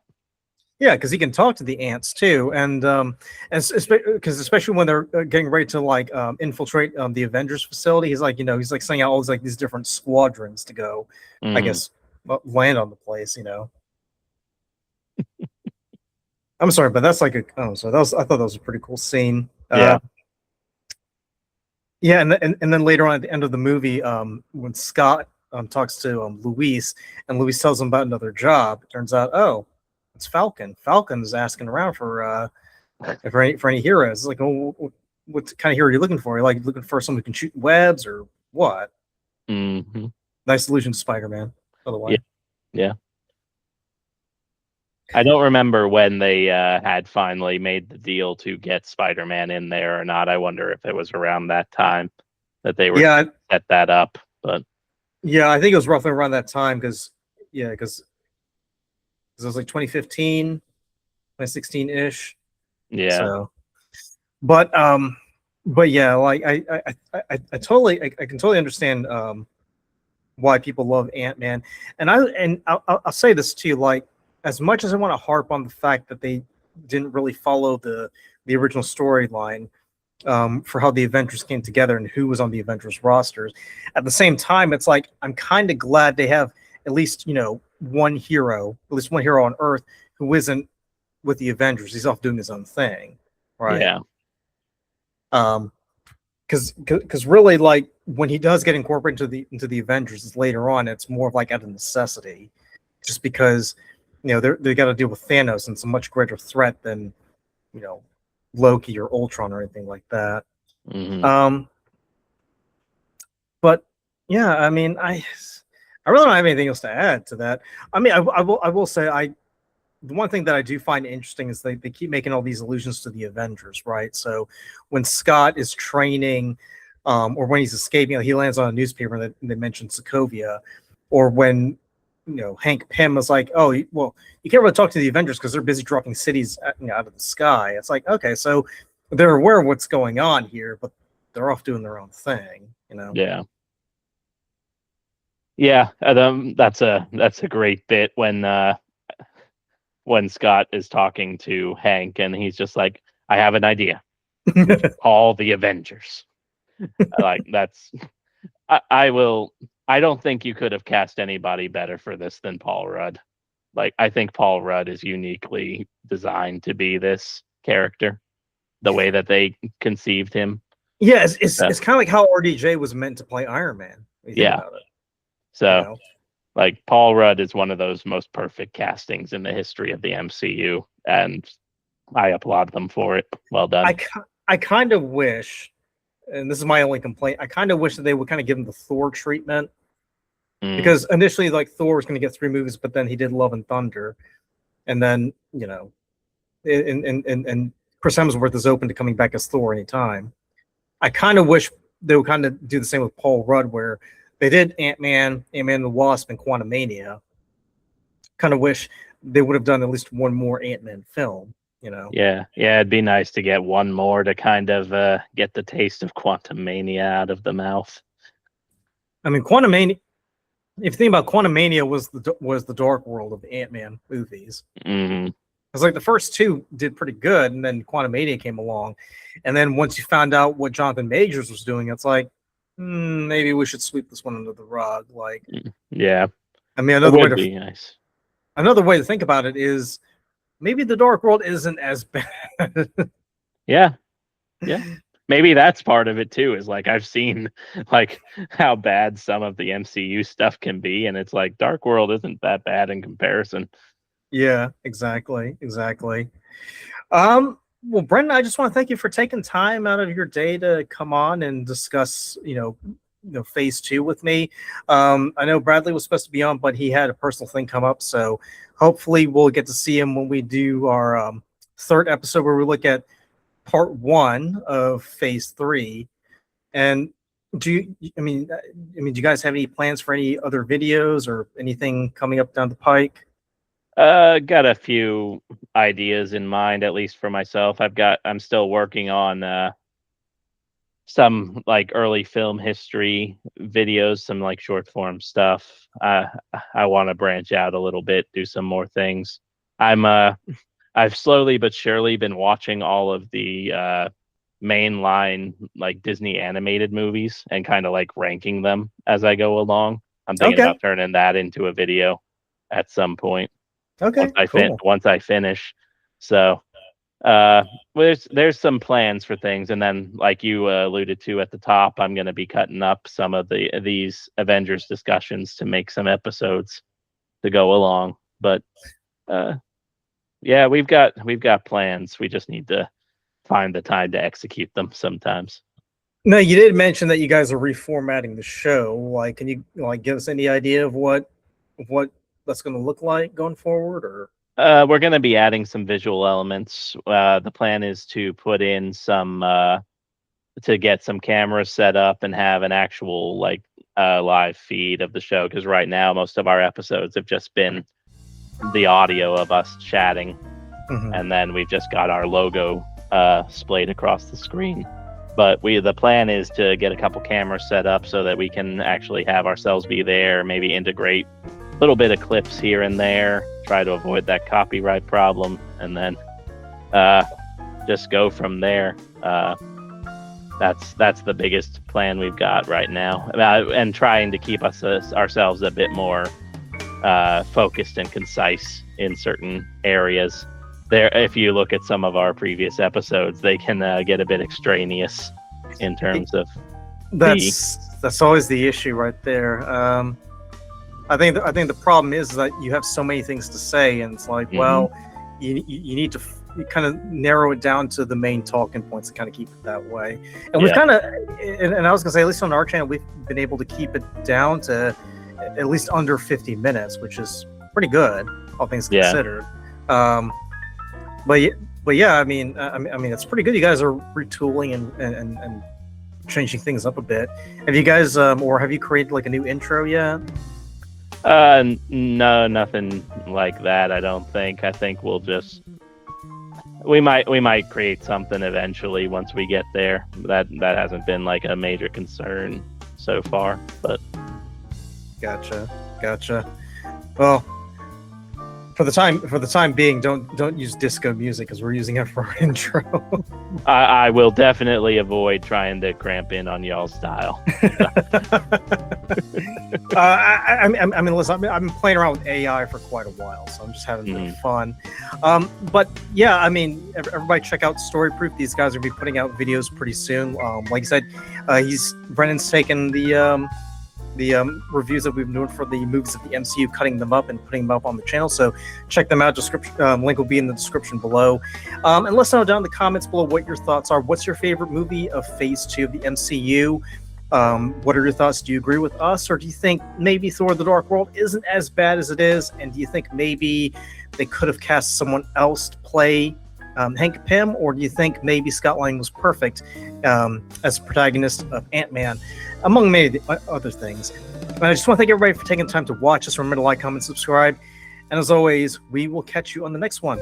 Take it easy, y'all.